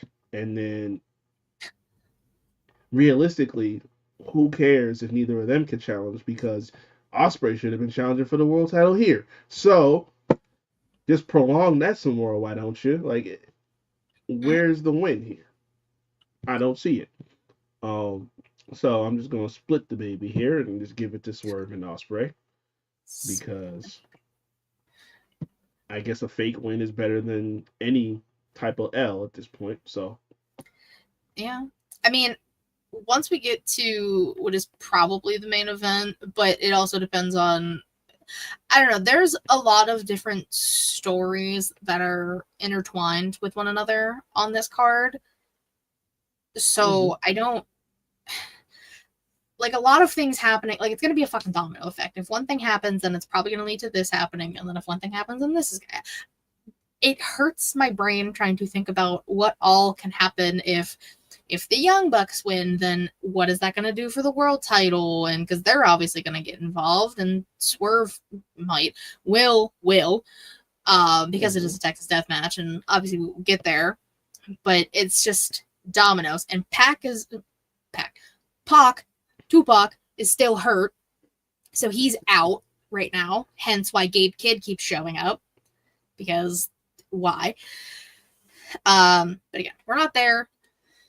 There's too much happening. There's too many things. But we will talk about what a lot of people think should be the main event. And again, it'll determine on who they're picking for winners. Because I think between this match and the world title, Hangman and Mercedes both aren't winning. One of them is losing. Yeah. So it's going to, like, whoever starts the pay-per-view is probably going to lose, and whoever ends the pay-per-view is probably going to win. So again, that's just going to determine, again, this is my thinking. I'm not saying this is true, but this is my brain logic of being a fan. So with that being said, for the AEW Women's World Championship, we have Timeless Toni Storm taking on Mercedes Moné with her fucking 7 belts. 6 so far. No, it's 7. I thought it was 7. The Owen doesn't count as a belt, but she carries it around, hence why she said 7. Whatever. Hear me out. Just stop carrying all your belts around, but whatever. That's corny. But go ahead. All right, I'm not moving off my position about the fact that Tony needs to win. Mhm. Give me a different Mercedes and we'll have a different conversation. Period. We did the belt collector gimmick. It was only for one person, an audience of a few. It was cute, not sustainable, and we saw how it didn't really help anyone at the end of the day. Mhm. Mhm. That was Kenny being the world title was only ever meant to be a mechanism to Hangman Page. I will get to him in a second. Um, the fact of the matter is, it should not matter who wins or who's not going to win. It should not matter. And here's why. Okay. Toni Storm, since 2022, roughly about the time she debuted in AEW, has been the best talent on the roster. She's underpaid, and in my opinion, she's underutilized. Allow me to show you how much. This is why he grabbed a notebook earlier. Now we know. So I took these notes last night because I actually, and I mentioned this, I watched the whole saga of her and Mariah May that lasted about almost Yes. 2 years, and a little bit in between. So you realize that in the entire time that she has been timeless Toni Storm, Mm-hmm. women's world champion, she has not main evented a single pay-per-view. Which is still Not crazy one because single one.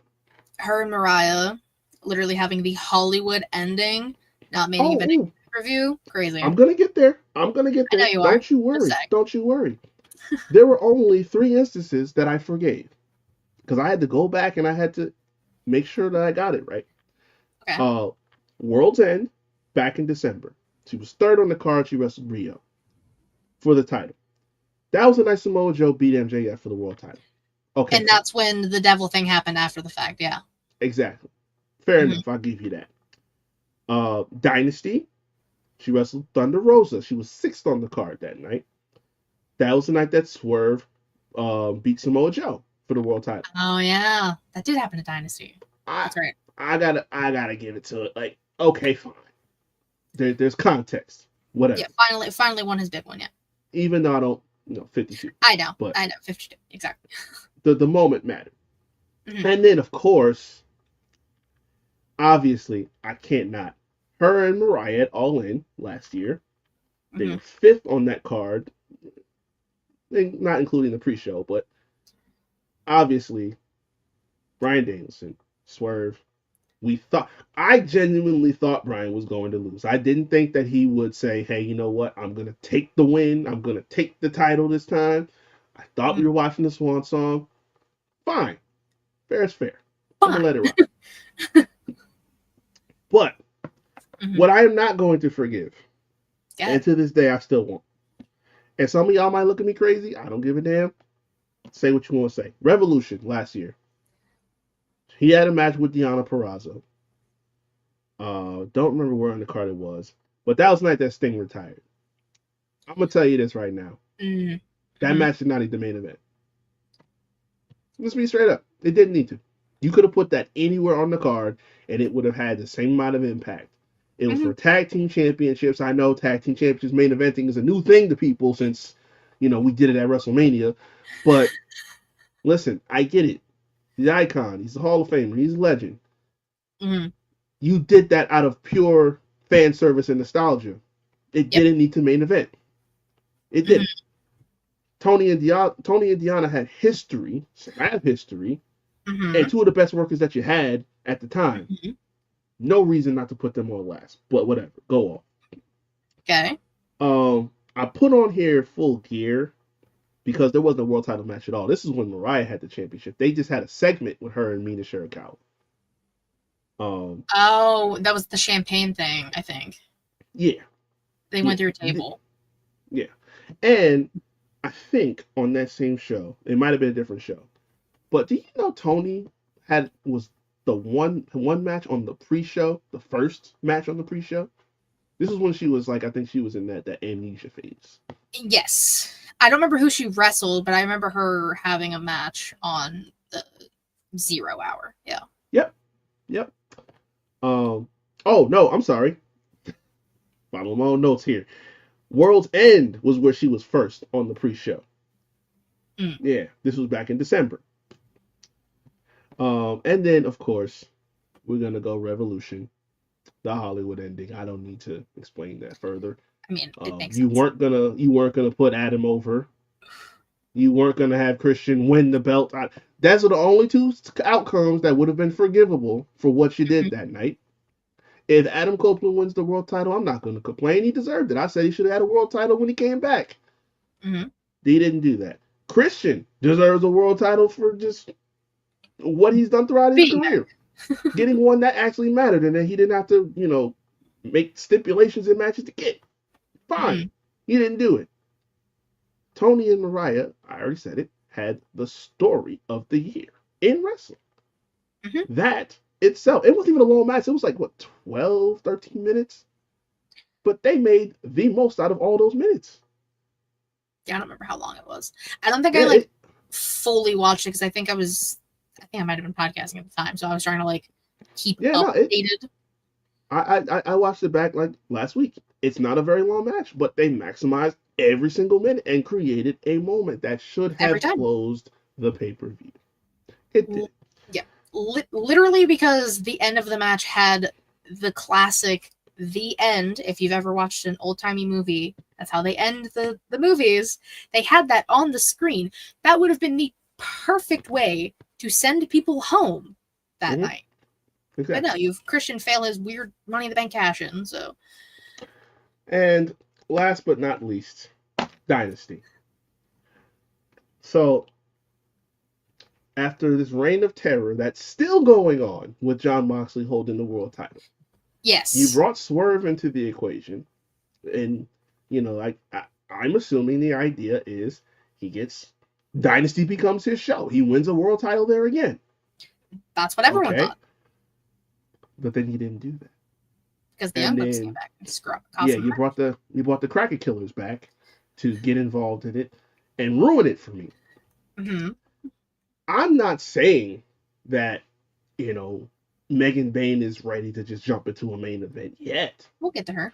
But what I am saying is that I was more invested in seeing, I don't want to say the word monster heel, but you built her into kind of being a female Terminator at that point. She's Megadonis. Yeah.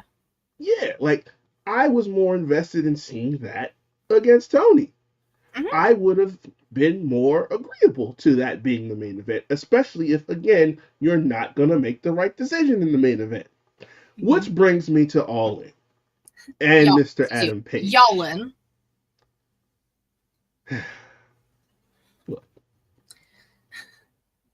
Yeah. You guys enjoy Adam Page as you will. That's great. Mm-hmm. He's never done it for me. I don't think he ever will do it for me. Fair. I think the only time I was firmly in the camp of this guy needs to go over was, as I mentioned before, Kenny, because he already had the longest story in the company from day one. He lost to Jericho, and it's been a spiral ever since. It's all been a story of him getting to redemption at that point. Fine. But in that time since, I have not cared. In fact, I cared so little that when CM Punk came from out of the wilderness and took the title off of him, I, along with a bunch of other people, did not care about his story after that. Came out of the wilderness was crazy. So, he did. So now we get to here where I don't care what happens at this point. Because it's not redemption. He had the feud with Swerve. That was probably the last notable thing I can recall him doing. I mean, he burned a house down. Yeah, that tends to be. He was an arsonist. Okay, cool. So you were a psychopath for a little bit, and now you want to challenge for the world title. Again, there's investment. I have to have it. I don't. Going back to I've never been the biggest Will Ospreay guy, but I acknowledge that some bitch can wrestle his ass off. And it would be way more exciting to me to see him challenging for the title. So when I saw that Adam Page beat him at Double or Nothing, I got upset because now I'm less likely to watch this main event because I don't care either way. If Hangman wins, good for him. Not watching Dynamite, so I don't care. Yeah. If he loses, if John wins again, you just wasted so much time and energy for nothing. So there's not a win situation here. So for that very reason, I know this is a long rant, but okay. For that very reason alone, whether Mercedes wins or Tony wins, you are not gonna find a better scenario at this point. Like Mariah and Tony was the better story that was so egregiously left off the main event. This is the better booked match that should go on main event. I know it's hard to stomach promos from Mercedes. Like, God bless her. Real hard. She's a great in-ring talent. Her promos are not it. Promos are ass. Like Tony has to kind of carry it, and she does. But I can safely say that when they get in the ring, it won't matter. Kind of like when Sasha and Bianca happened. The promos weren't it, but they got in the ring and they put on the classic. That's what I think this can be. They made history. Yes, of course. And it's everything that I hoped it would be, and it exceeded expectation. But same thing applies here. There's no story with Hangman. Like, I guess if you want to put it together, again, that's for y'all though. I've never been invested in it like that. But I'm telling you, the story that I would be more invested in is that. And that's not simply because they're women, it's because it catches my attention more. The better story goes on last. That's what Triple H said. So well,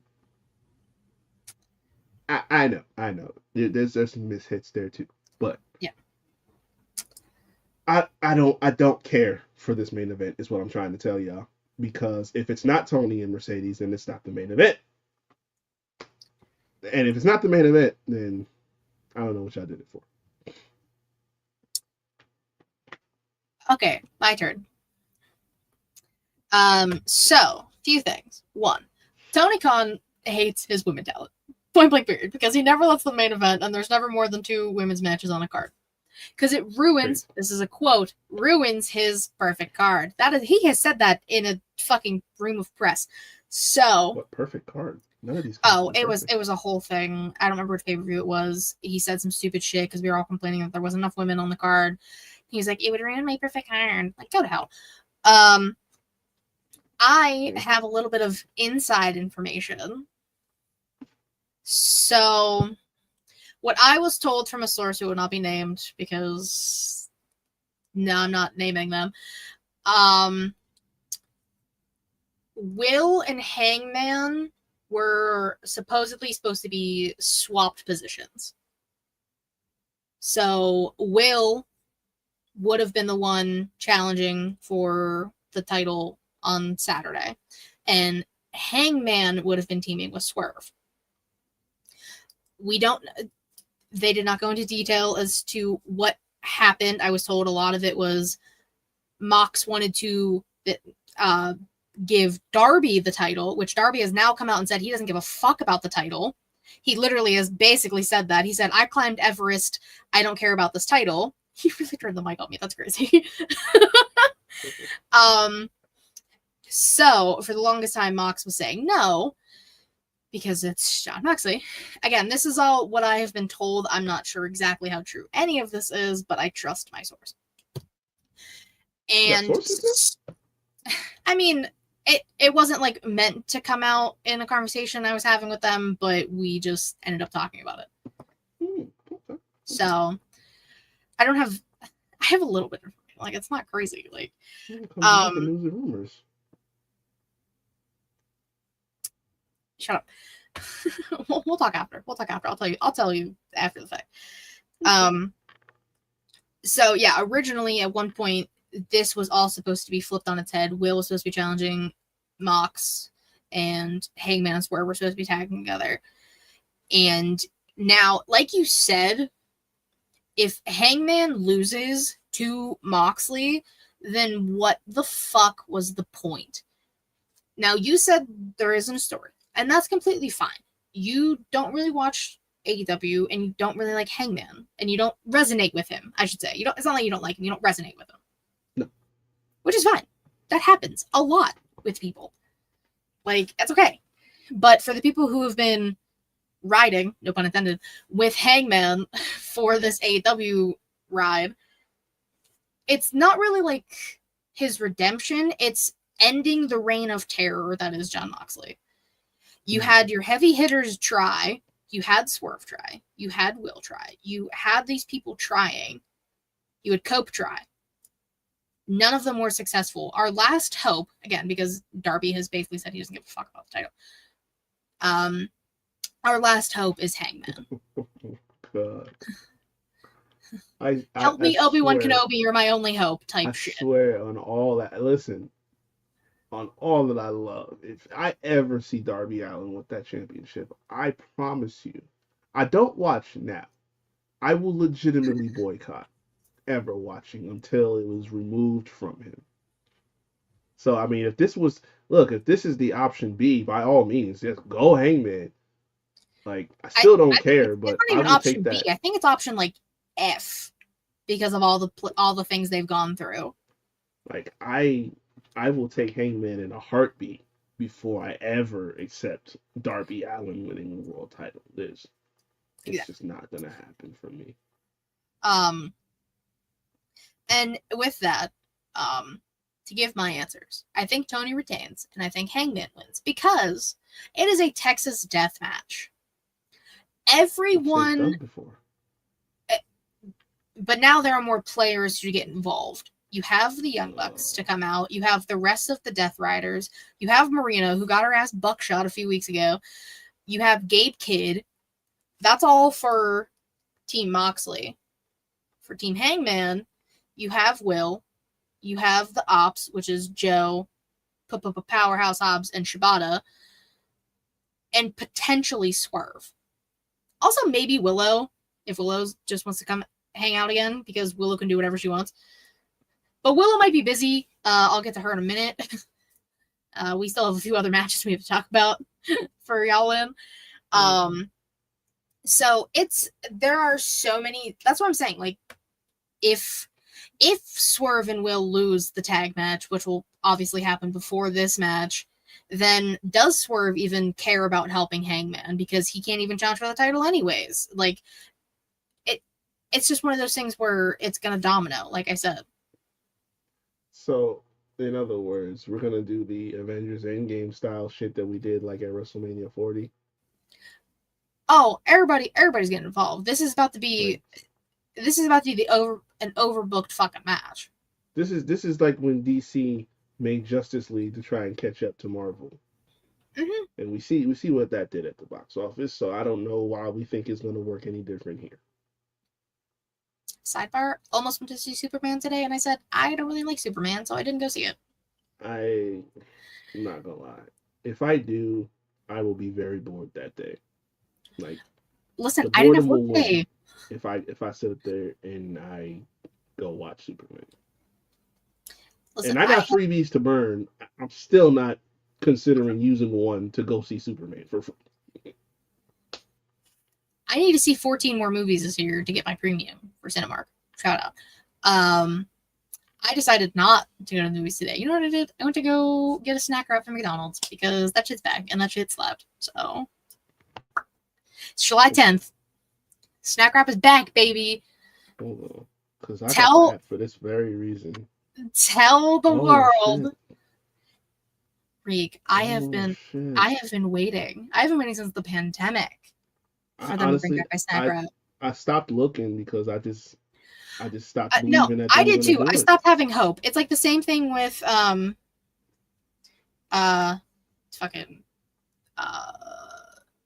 was gonna say something and I forgot because I got a text and I got distracted.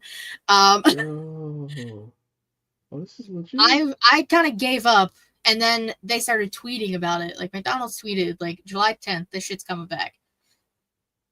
and it came back today. Yo. So Oh, shit, it's they also have a real. spicy one for the people who like the spicy chicken. That's all y'all. I don't do the spicy, so I got a normal one. I just changed his entire day. Yo, You're welcome. You're welcome that you have this information now. yo. Yo, this is crazy. I know what I'm doing after this.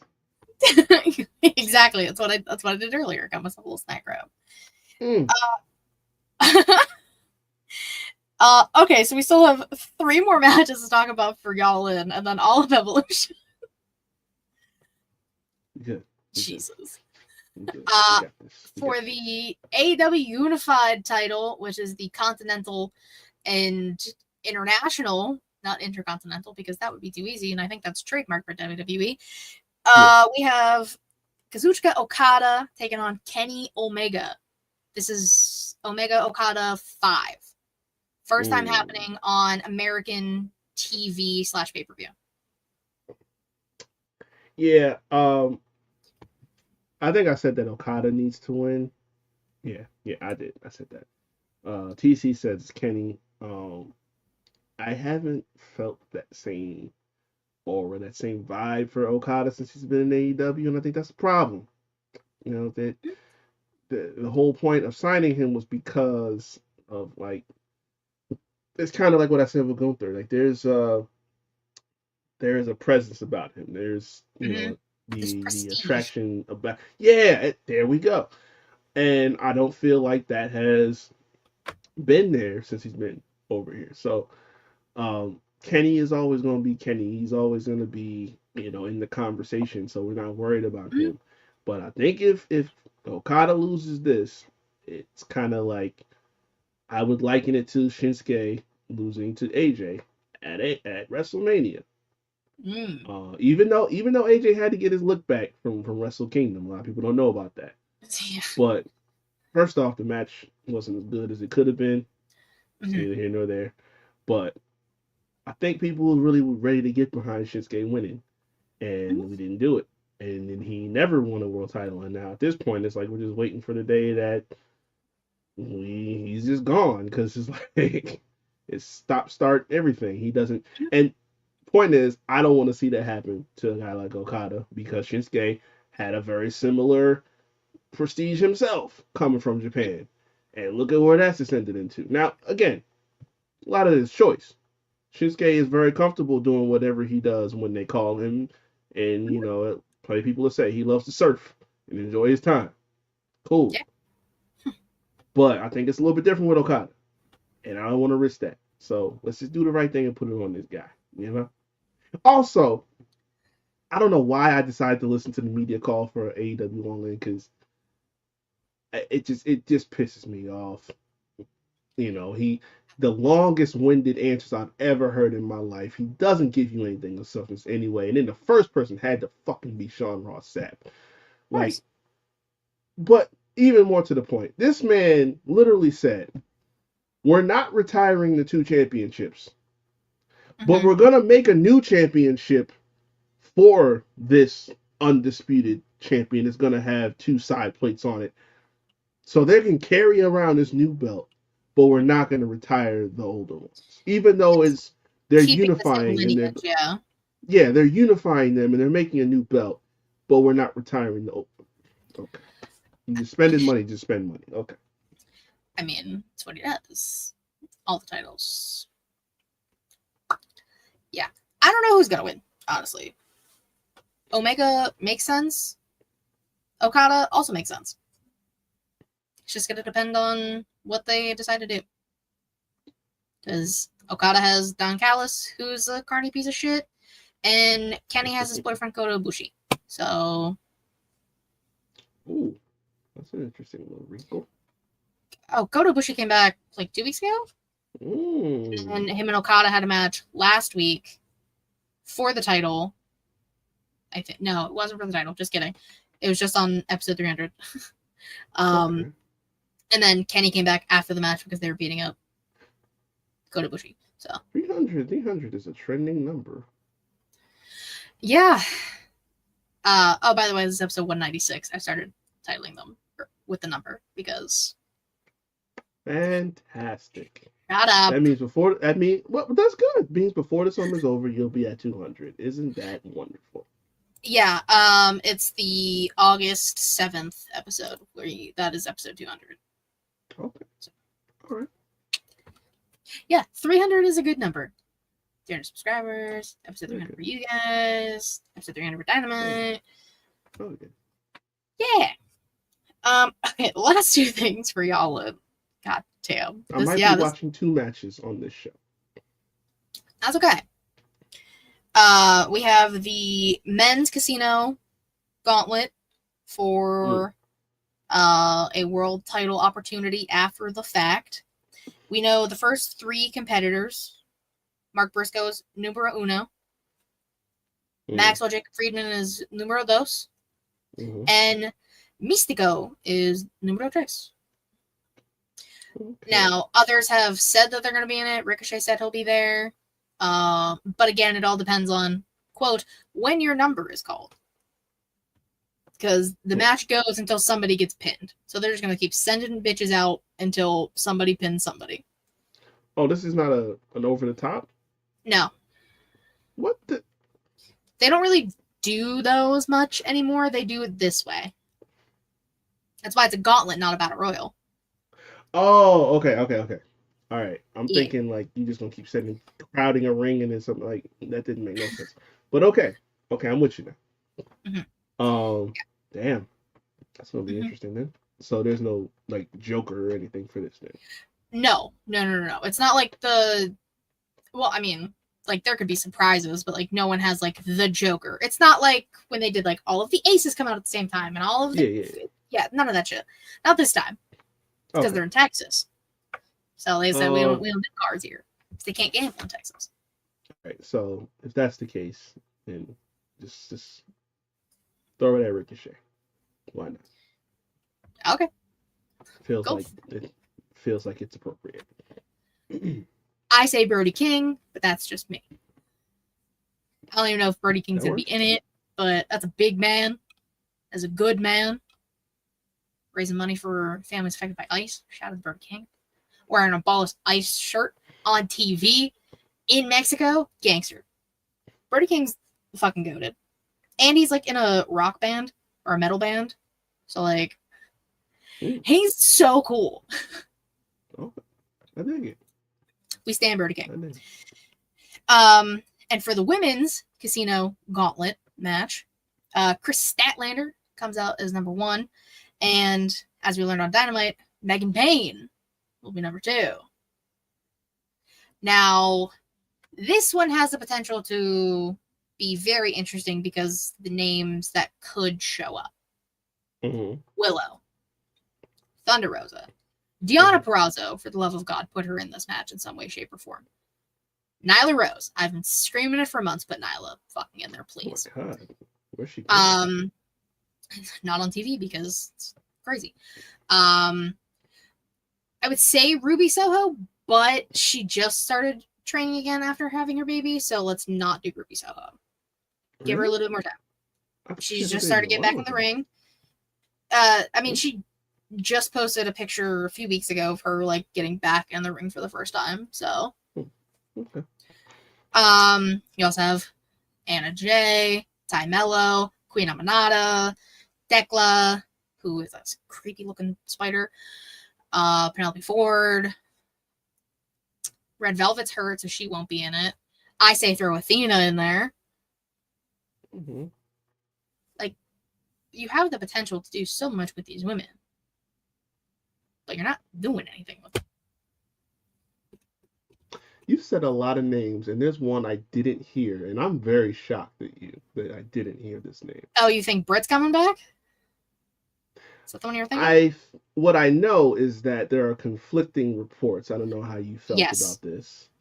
I did see all of the conflicting reports about it. That's why I was like, she might come back. She might not come back. I don't know. I know she's not liked in that locker room. Well, That's been said That's a quite big bit. one. So it will Is that tell me a lot if we don't see her. yes. Is that the name you were shocked I didn't say? Yeah. Oh, okay. I Yeah, keep I was forgetting about her surprised. because she hasn't been on TV in God knows how long. And the last time she was there, she basically told Serena Deeb that nobody cares. I mean, Nyla Rose has been in Wilderness, and she was like the fourth name you mentioned. I love Nyla Rose though, because I've been pushing for her to come back for months. I hear you. I'm just saying they both vanished all quite suddenly, and I feel like for very different reasons though. well, yeah, I don't know Nyla Rose to be problematic or perceived as problematic. I don't know these actual stories. I just hear what's being said. Yes, It could be up into interpretation, but as far as it comes to with Nyla Rose versus Britt, one appears to be problematic, one does not. true.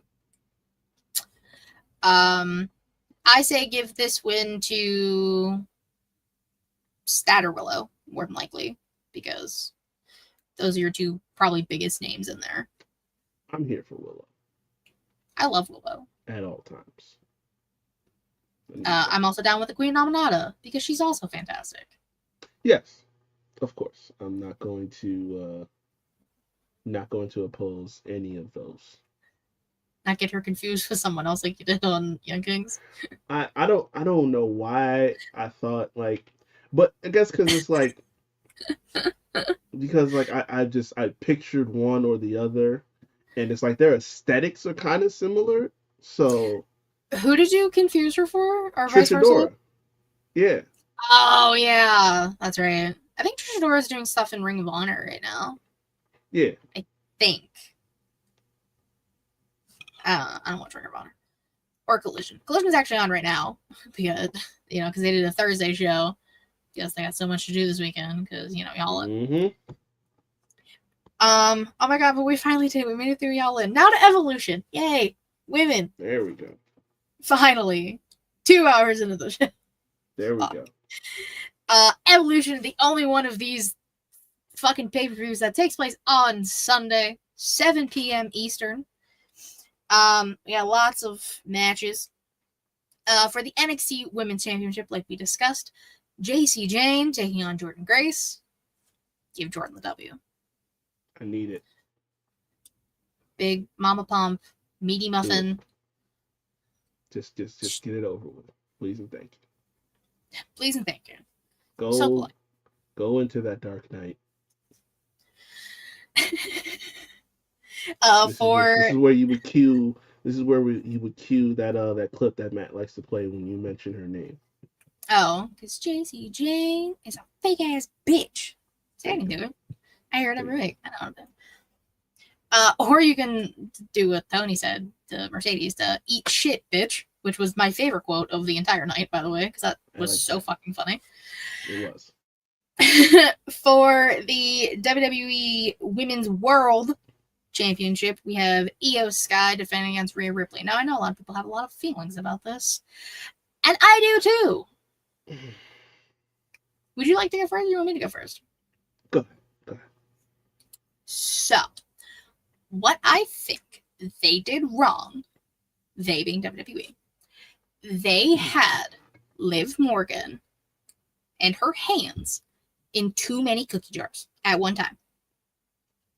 Mm-hmm. Think about everything Liv was involved in before she got hurt on a freak accident. Not Kyrie's fault, people. You had her possibly going after Io. We've been seeing that for weeks before she got hurt. Her and Nikki, Bella specifically. Mm-hmm. I mean, that was like literally the day she got injured, if not the week right before. Like, that was going to happen at Evolution, probably, or right after. Her and Raquel and Roxanne with these women's tag titles. Like, 3 big stories on one show centered around one person. That was their flaw. Because, granted, nobody planned for Liv to get hurt. It was a freak accident. She just took a normal bump and her shoulder said, no, thank you. It happens. It's okay. Like, it's not Liv's fault. It's not Kairi's fault. But I'm going to put a little bit of blame on WWE here because they put too much on one person without having potential buildups as a backup just in case. Charlotte, for example, talked about in the play. See, I'm bringing it back. Look at me go. In her article, she talked about how she was the backup plan for Ronda at the fucking Survivor Series. Correct. She was the backup option. And she was like, I'm not the fucking blah blah blah. She talked about it. But that's what I'm saying. Like, but have it just in case. And with the case of both Io and Tiffy picking their challengers, I agree it's stupid. They've also done not a lot of build for this all-women's pay-per-view. I think they're potentially sandbagging this so they don't have to hear us bitching and complaining anymore that we don't get this every year. They want this to fail. You have it in the same time, in the same place across the street from the Beyonce concert. So that's already it.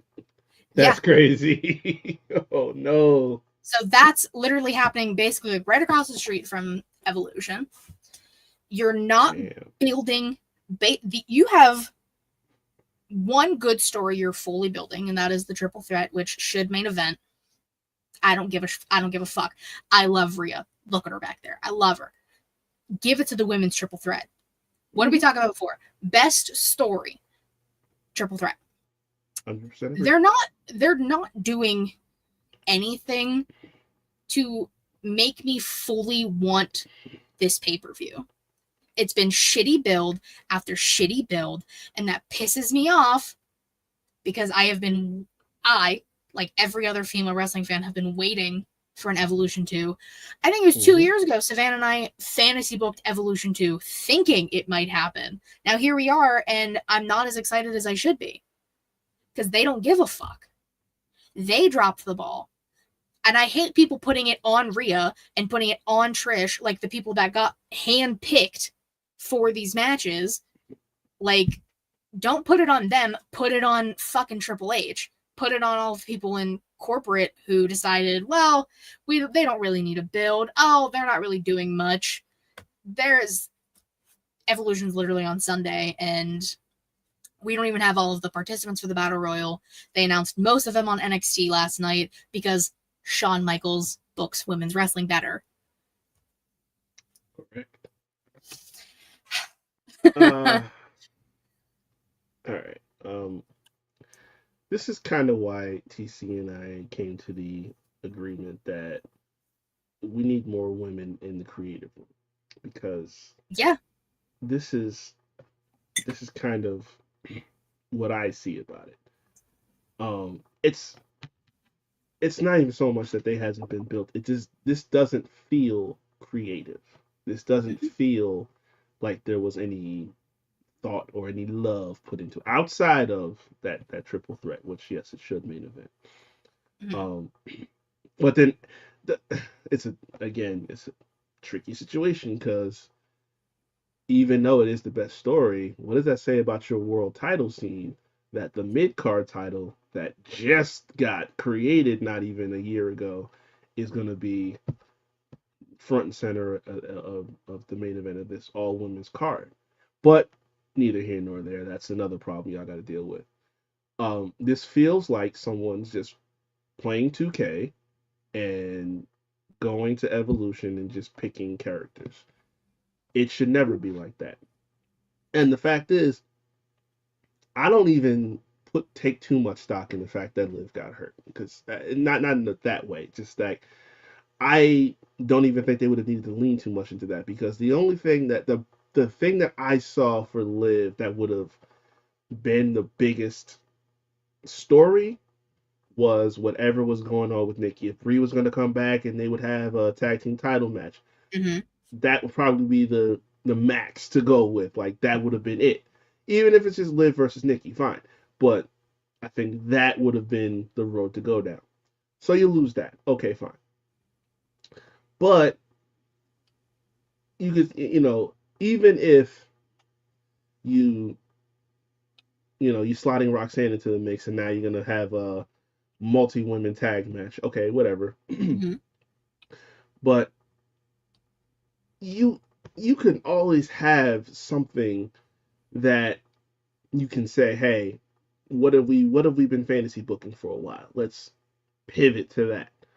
Mhm. And that kind of that same thing kind of goes with the championship matches, because I don't have an issue with Io and Rhea Mhm. having this match. My issue is the fact that it's lazy.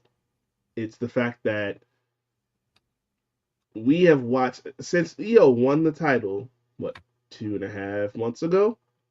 The only person she's defended against, with the caveat of Bianca being one of them, has been Io. We've seen this Rhea. story before. And I think I said last week, was that I guess this is just a merciless end to Io's title reign, which was actually doing a lot better than the last one she had. Mhm. Because I guess going into SummerSlam, we're just going to stick with Rhea as champion, which is fine. But this shouldn't be the catalyst to do that. I feel like Io could have gotten a better exhibition at the end of the day. You could have still put Asuka in this match if she didn't win Queen of the Ring. Okay, fine. Find a way to get her into this match. Make Mhm. a number one contenders match that she wins. You still could have gotten that. Mhm. Same for Rhea. Rhea didn't need to listen, and no one's gonna complain about Rhea being in a title match, but it's not like you needed to do that to feature her. Give her a match that she hasn't seen yet. What Mhm. about her and maybe Steph? What about her and someone from NXT? Hell, Mhm. go to TNA's women's division. See who wants to come over there. Like, there's too many women across both of these companies, and the Mhm. division is too wide and too vast and filled with talent who are proven to be giving us this of just, here, damn, like, That's I literally what this pay-per-view is. yeah, I'm not feeling that. Like, I said this too. I should be more excited that I'm seeing Trish Stratus Yeah. probably in the main event, and it's not Mhm. like I'm not. I'm always happy to see the All Mother in the ring, but again, it just gives off lazy, because Trish could have, and apparently, for what I've read, she was supposed to be back sooner than this. Yeah. Didn't happen, whatever. But to just pop her up and say, "Oh yeah, Trish Stratus is going to face Tiffany for the title," and it's like, you couldn't have given us like some kind of previous interaction. You couldn't have like led into it with something. You just throwing it at people as if to just say, well, fine, just put this here, fit like this, like you're putting a puzzle together real lazily that Mhm. would really look nice if you put some effort into it. I can't stress enough how much I have a problem with that, because, like you said, this is something that's overdue. Most of the women have said this is overdue, and for it to be this overdue and be this haphazard is Yeah. terrible. I watched the first Evolution last night, just for reference. Just for reference. Yeah. Um, the only problem with the last Evolution was the main event. Ronda. It was a good, it was a good show, but the wrong match main evented. If you Yeah. just It flip should have been flop the those last two woman standing. matches, right? If you flip flop, that was an incredible match. If you just flip flop that order of those matches, we're probably having an even different conversation about Evolution. It probably is one of the best cards of that year. Mm. But we didn't do that. And now it's like we just took all that actually had effort. Becky and Charlotte's story was already there. It just led into Evolution. Mm-hmm. Same with Ronda and Nikki. Led into it. Mae Young And the Classic. rest was kind of, yeah, the Mae Young Classic. You had more stuff going on. The Mae Young Classic, great tournament, great concept. They should bring that back. Yep. But the NXT Women's Championship, that there was a story, because Shayna was coming to get her belt back, and Kyrie had beat her twice. Like, we were working, we were grooving. Now it's kind of like it's reminding me of the gimmick pay-per-views too much. Like Mhm. Hell in a Cell's coming up, we got to put two people in the cage. Money in the Bank's coming, we got to put people in. Like, oh, it's Evolution, we're gonna have it again. Oh, so now we got to figure out which women are gonna compete in what matches. Like, Mhm. that shouldn't ever be the case. And I don't doubt it's going to be a good show. I wish I was more excited for it. That's the Mhm. only problem. Yeah. I've said this a dozen times. Investment. I need more investment. I can't get as invested into it again if I feel like I'm just playing 2K. 2K is fun, but where's the buy-in? That's the problem. Yeah. Now I have a lot of issues with all of this, and it sucks. So, Mm-hmm. anyways, we already talked about I honestly, at that point, Rhea hasn't beaten Io one-on-one. Rhea's probably gonna win. Yeah. That's the So she story. can They're go doing into that. SummerSlam with the championship. Yeah. Since we already kind of talked about it, for the WWE women's, Tiffany, Trish. Mm-hmm. Tiff's gonna win, of course. Like, it's Tiffany, and you got to save her for Jade. Unless. Okay. I look, let me just clarify. I don't think this will happen. But Okay. I could see a scenario where, because obviously, we haven't seen Jade's best match yet. Yeah. That's a common thing that gets talked about. Oh, she's not there yet, whatever. Yeah. Look, we see the trajectory. We want this to go off without a hitch. I could see a scenario where they say, hey, if Trish is willing, take the belt for a couple weeks. 3 weeks, yeah. She's a Hall of Famer. She's a legend. Let's see if she can get that great match out of Jade so that we can put her over and get the belt on her. Moving on. Well, get the belt on her for like 30 seconds, and then Naomi. No. That is SummerSlam. Well, I was gonna say, that's what you're basically talking about. Trish wins. If you say Oh, Trish wins, yeah. I'm sorry. that's Yeah. why I was like, what are you talking about? I was playing off of you. My bad. I don't know why I was thinking like this match, but no. Jesus. Yeah. She gets it for that 30 seconds, right? And then Naomi comes in, and Naomi gets okay. the win. Yeah. Honestly, I don't. Trish could give Jade a good match. I also think like they have a lot of stock in Tiffany and they trust her as well. So back at again, either woman is gonna have to carry Jade basically. Yeah, and I would rely more on a Trish Stratus than I would a Tiff. Not to mention, it's gonna sell more tickets if it's Trish. On top of that, I keep bringing this up. I don't know if I'm supposed to be rooting for or against Tiff because I don't know what she is. And I if don't I think don't know either. what she is, why am I putting her up against Jade, who everybody's clearly behind? It's like you're gonna make her a heel by default, but there's nothing really heel about her at this point. She's not getting heat, but she's also not, completely keeping it off. She's just too in between. Yeah. I don't know. I guess we'll see what becomes of that on Sunday and where that will lead to SummerSlam. We have the women's tag titles.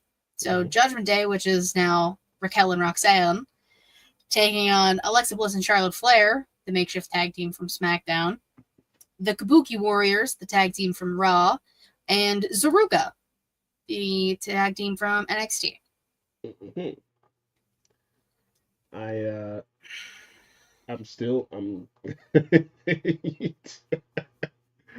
Yeah, you know what's coming. You know what's coming. I I'm still holding out that somehow we will get a TNA team in here, and if that is the case, I'm going with the TNA team, which would be the inspiration. of course. I think it's only fitting. Listen. Mhm.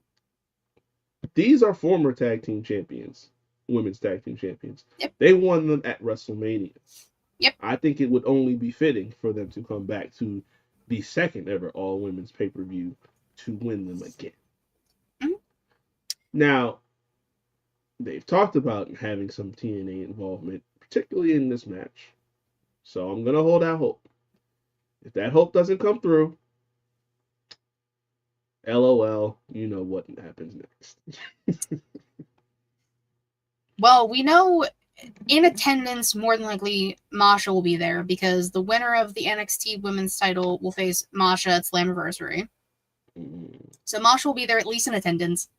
I don't think in any other capacity, to be determined.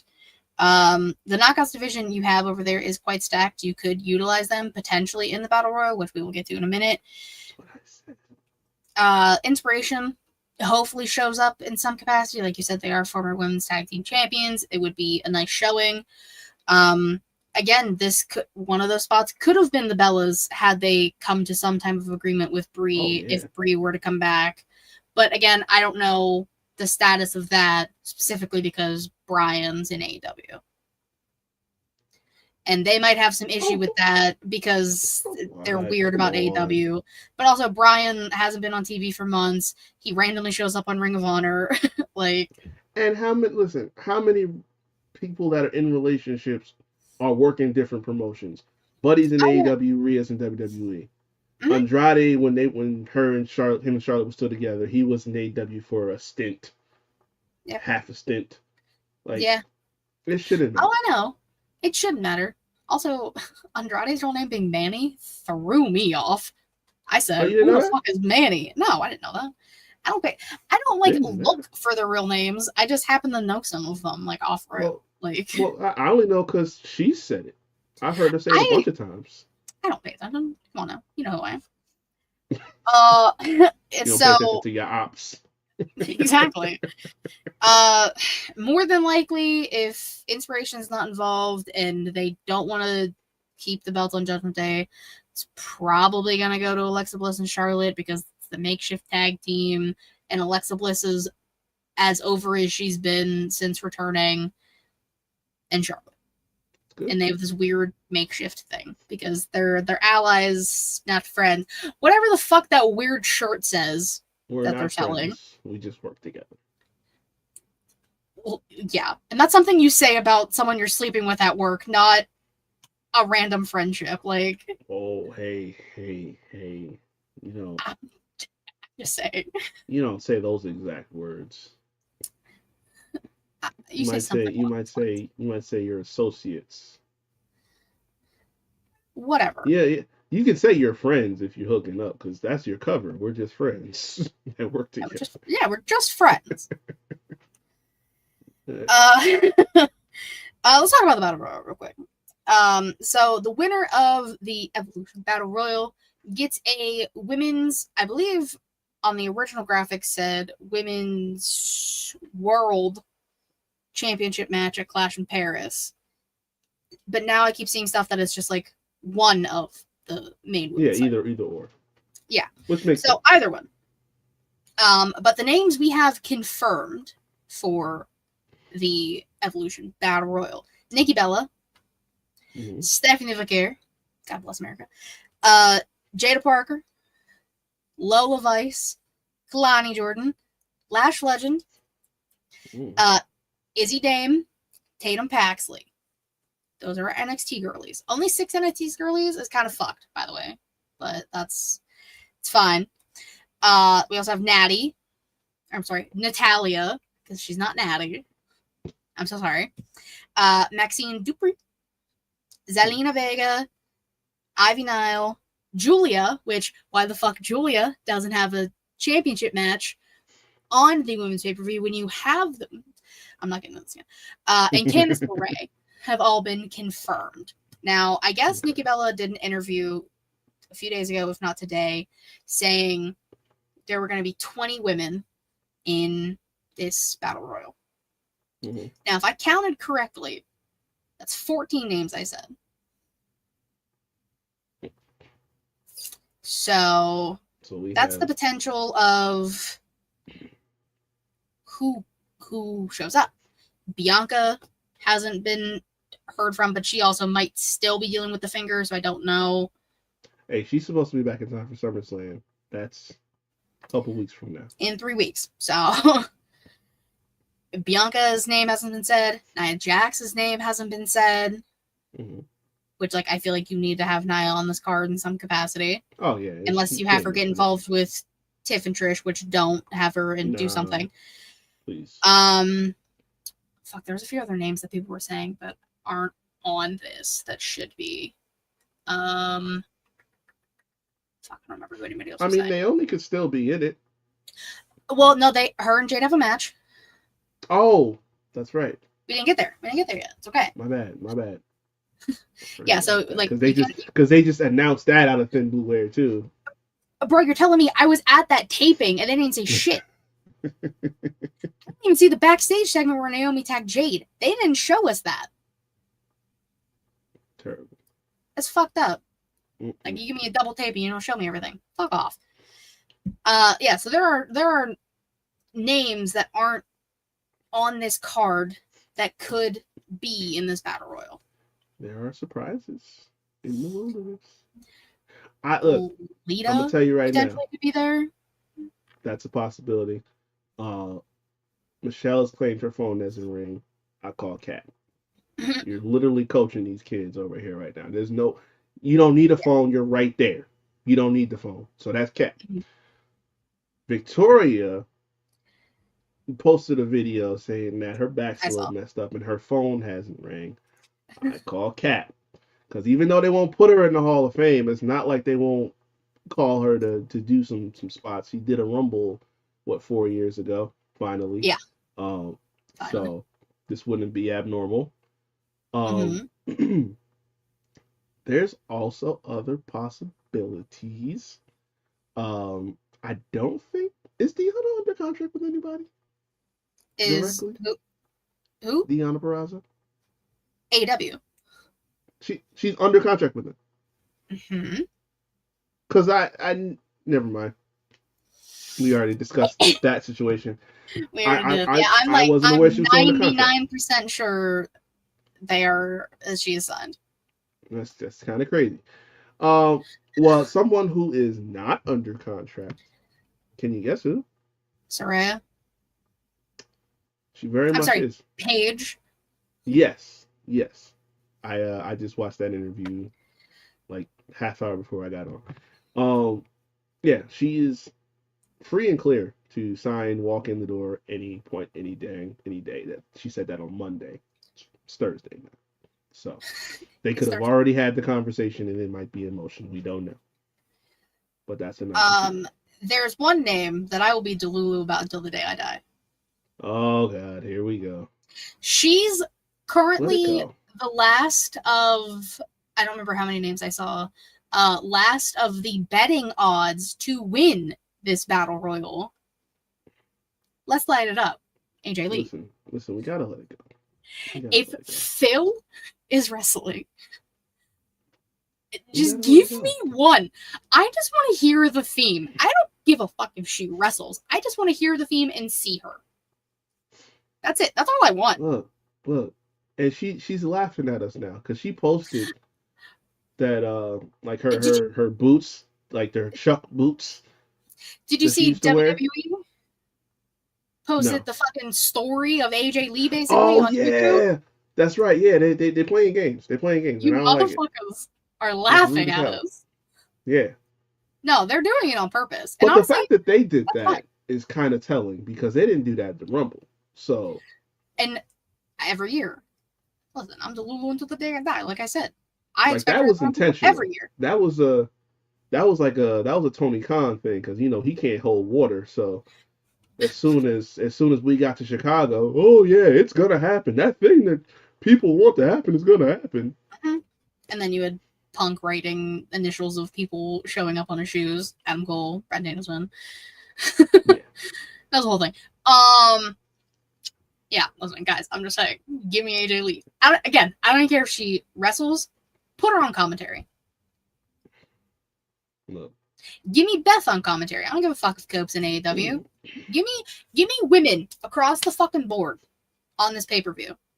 Because why are we having men meet and greets at Evolution stuff? That's not their pay-per-view. Get the fuck out of here. Y'all get it.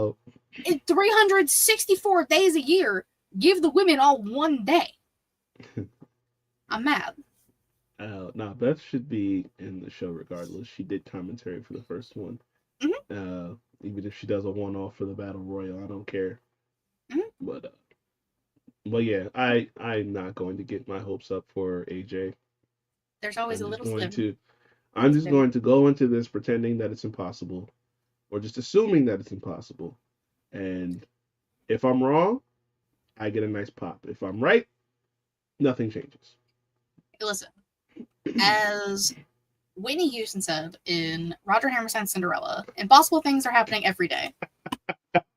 That's my favorite iteration of Cinderella, and I listen to the soundtrack all the time. I mean, it's the GOAT Cinderella as far as I'm concerned. It's the best Cinderella. I didn't think it was coming up tonight. Well, because I listened to the song yesterday, so it was refreshing. Okay. All right.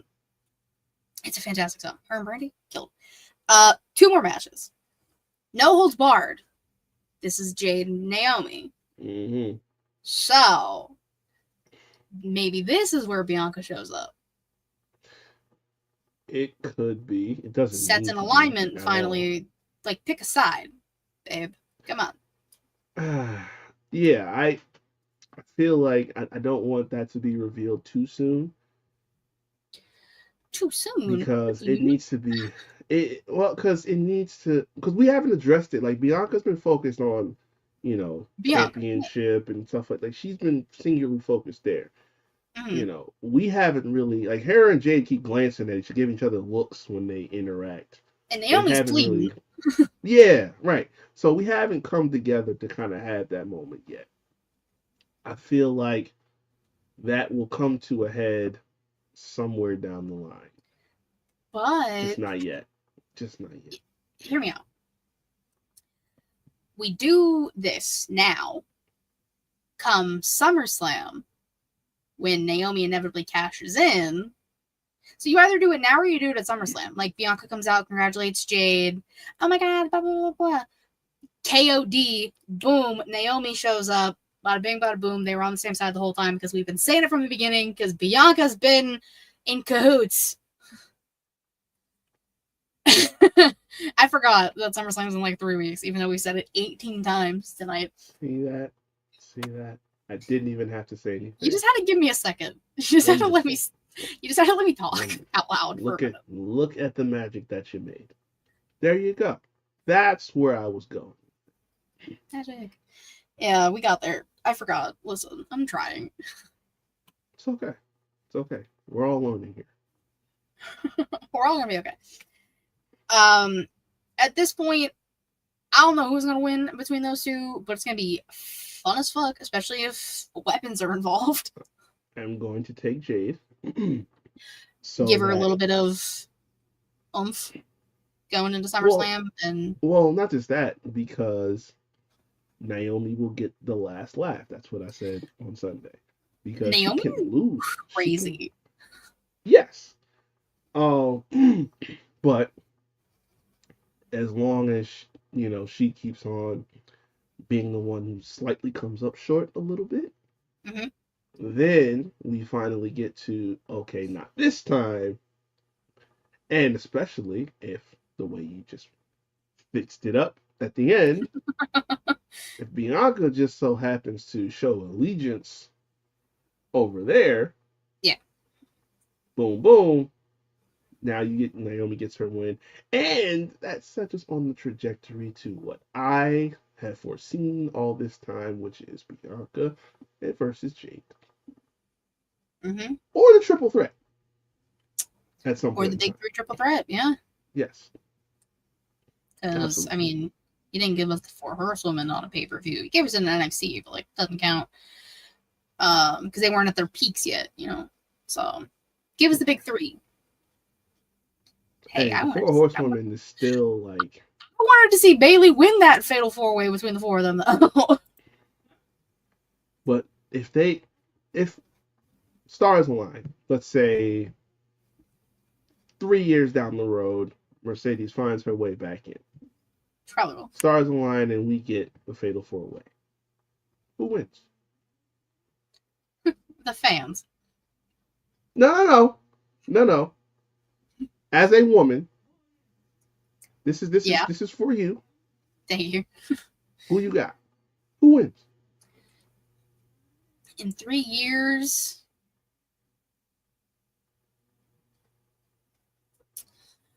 It would depend on how long Mercedes would have been back in the company. Because if she was like fresh back, then probably her.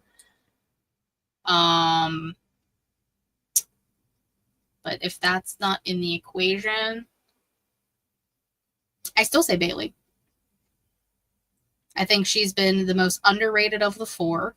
She was the only one left in NXT at the time when the three got brought up. I think it'd be her being the underdog and her have something to prove. And I think Bailey would do it. I disagree. Okay.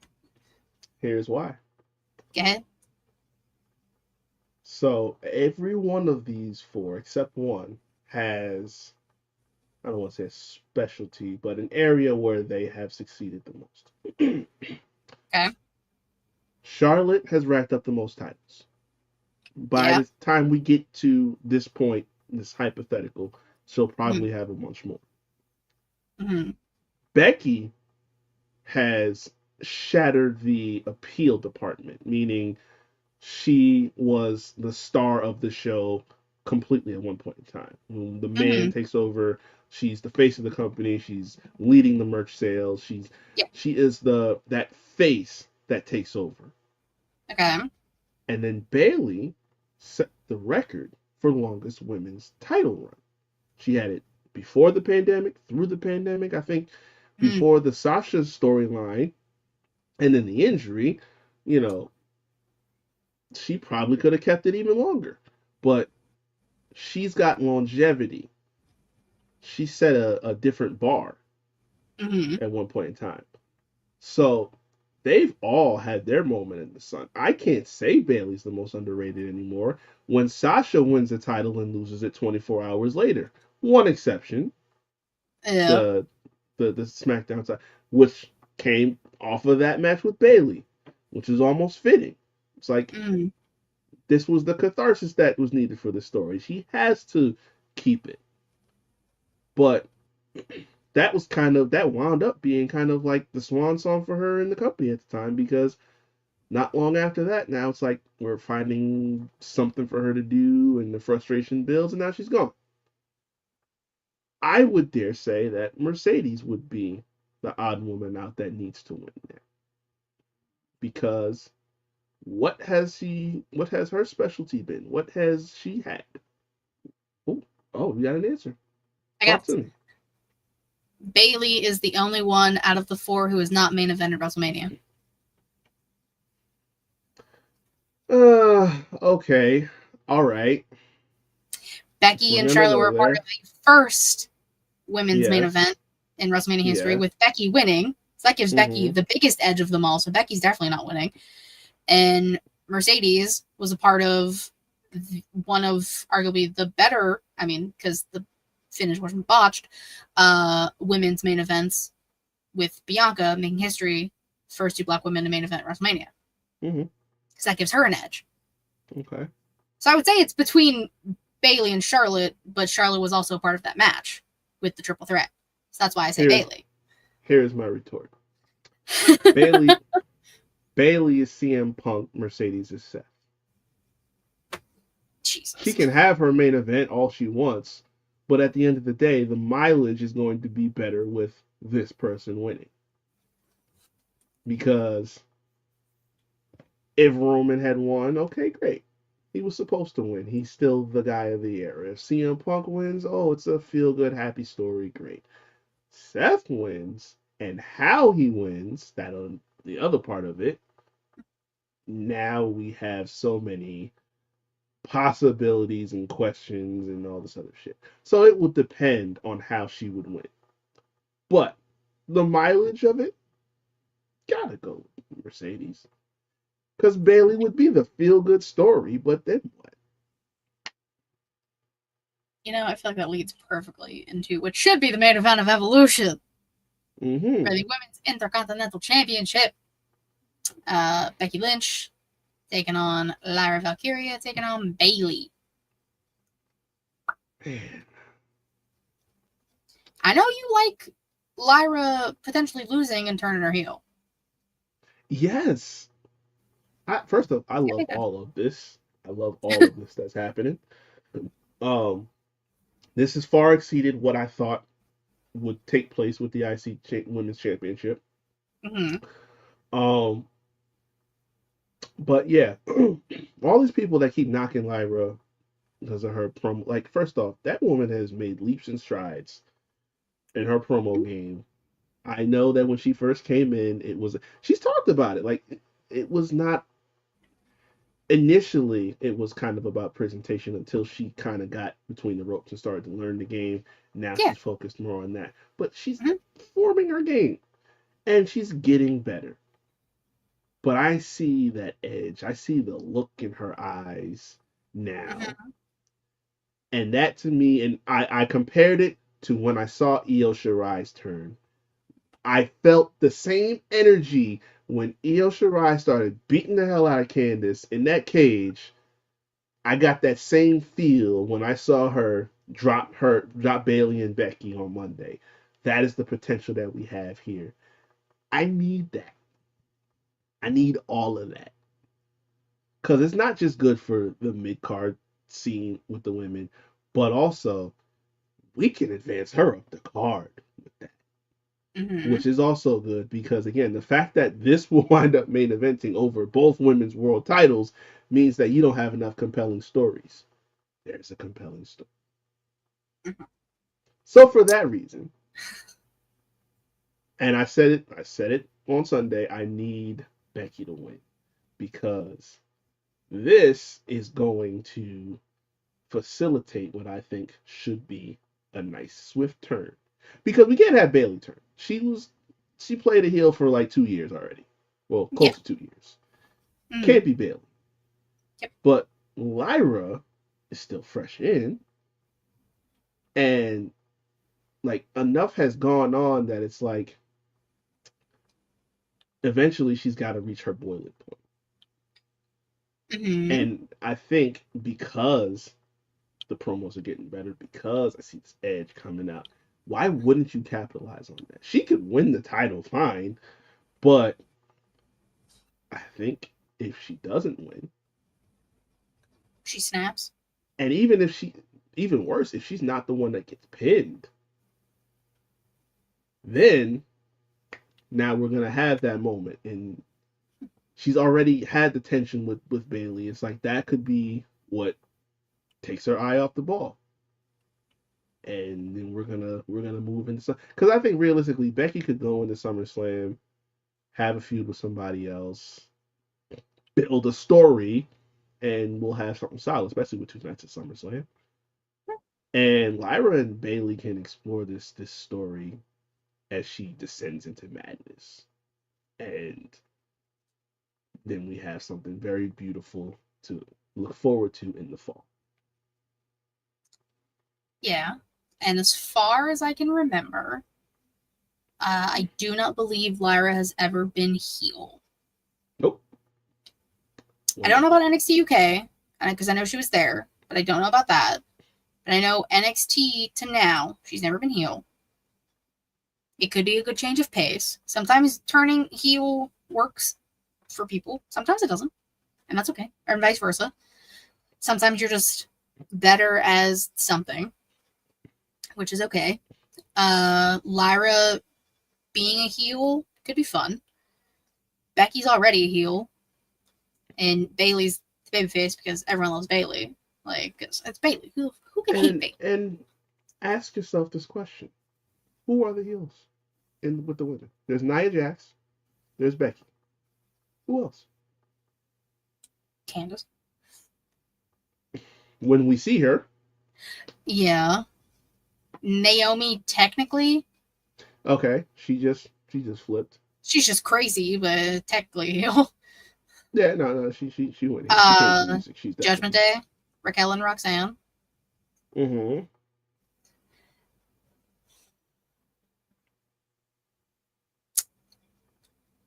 I don't know. I guess technically the Secret Service. Julia. I mean, you could say that. They're fun heels. Julia, I can't say. I can't quite say. It's not definitive. Like, it has a heel vibe, but it's not definitive. Okay. Fair. Like, it's kind of more just like...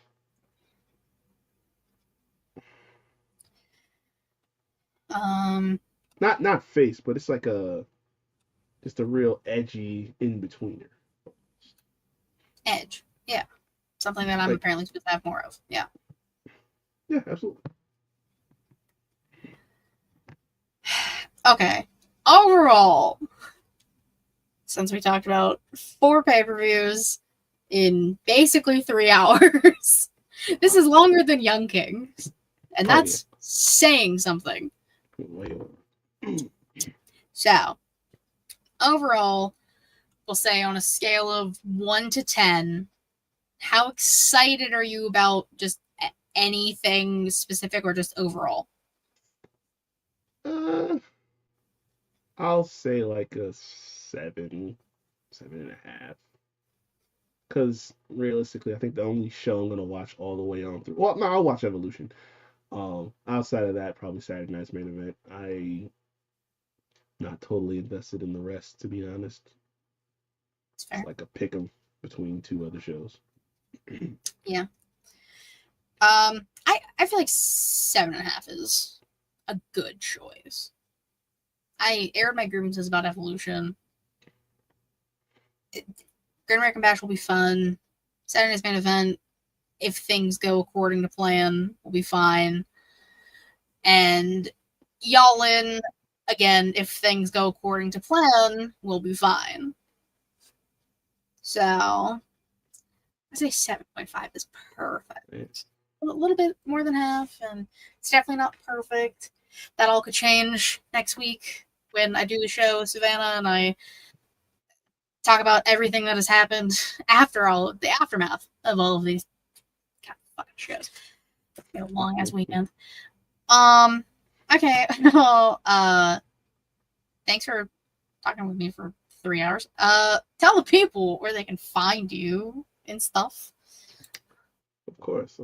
You can find me at WreakHavoc24 on Instagram, Twitter, and TikTok. You can find myself, TC, the Young Kings Wrestling Podcast, at YKWrestling.com. Also, the new merch shop is up and it looks dope. So, yeah, go there and get yourself some merch. You go to YKWrestling.com, it takes you to everything, the episodes, the content, the merch. And, there's a little promo code in there if you're a first-time shopper. The new merch looks dope. You need to go get some. Also, got some, like I said, I got some free time. I don't know how much left. But if it's before we get to August, I may have some Havoc Hour coming up. But if you go to my Linktree/WreakHavoc, you can find everything for that. There's plenty of content up that you can already watch if you haven't already. So check that out. Exactly. Lots of fun stuff happening over there. And of course, you can follow me on Twitter at KatieRasslin13, the Linktree in my bio to take everything She Elite Showcase, twitch.tv/She Elite Showcase, and youtube.com/She Elite Showcase. Typically Thursday, 6 p.m. Eastern-ish is now, for those wondering, it is now 9:07 p.m. EST. We started at like 6:30. Yeah, we talk a lot. There's a lot going on. It's okay. It's fine. This is what happens when you pack out the weekend with all these damn shows. There's too much happening. It's fine. Yeah. Also, this will be the last She Elite before I dye my hair. So I'm going back to red. It's faded out. I need to re-dye it. We haven't seen that before. You made it sound like you was going with a new color or something. Well, I mean, it's a different hair dye, so it might be different. It's like the professional one. So professional. I don't know. It's Is not it from a brighter? box. Is it darker? Like, I mean, I don't know how close it is to the color I normally get from a box, so we will find out. I'm doing it on Monday. Well, my mom, who's been dyeing her hair for like 30 years, is doing it for me So, like, because she this knows color? what she's doing. Maybe. I don't know. It'll be a fun surprise for everybody. It's because my birthday is in 2 weeks, so I want to redye my hair. So, Okay. All right. yeah. Okay. I'm not even gonna play the intro. I'm just gonna, or outro. I'm just gonna end the stream. Okay, thank you, everybody. Bye.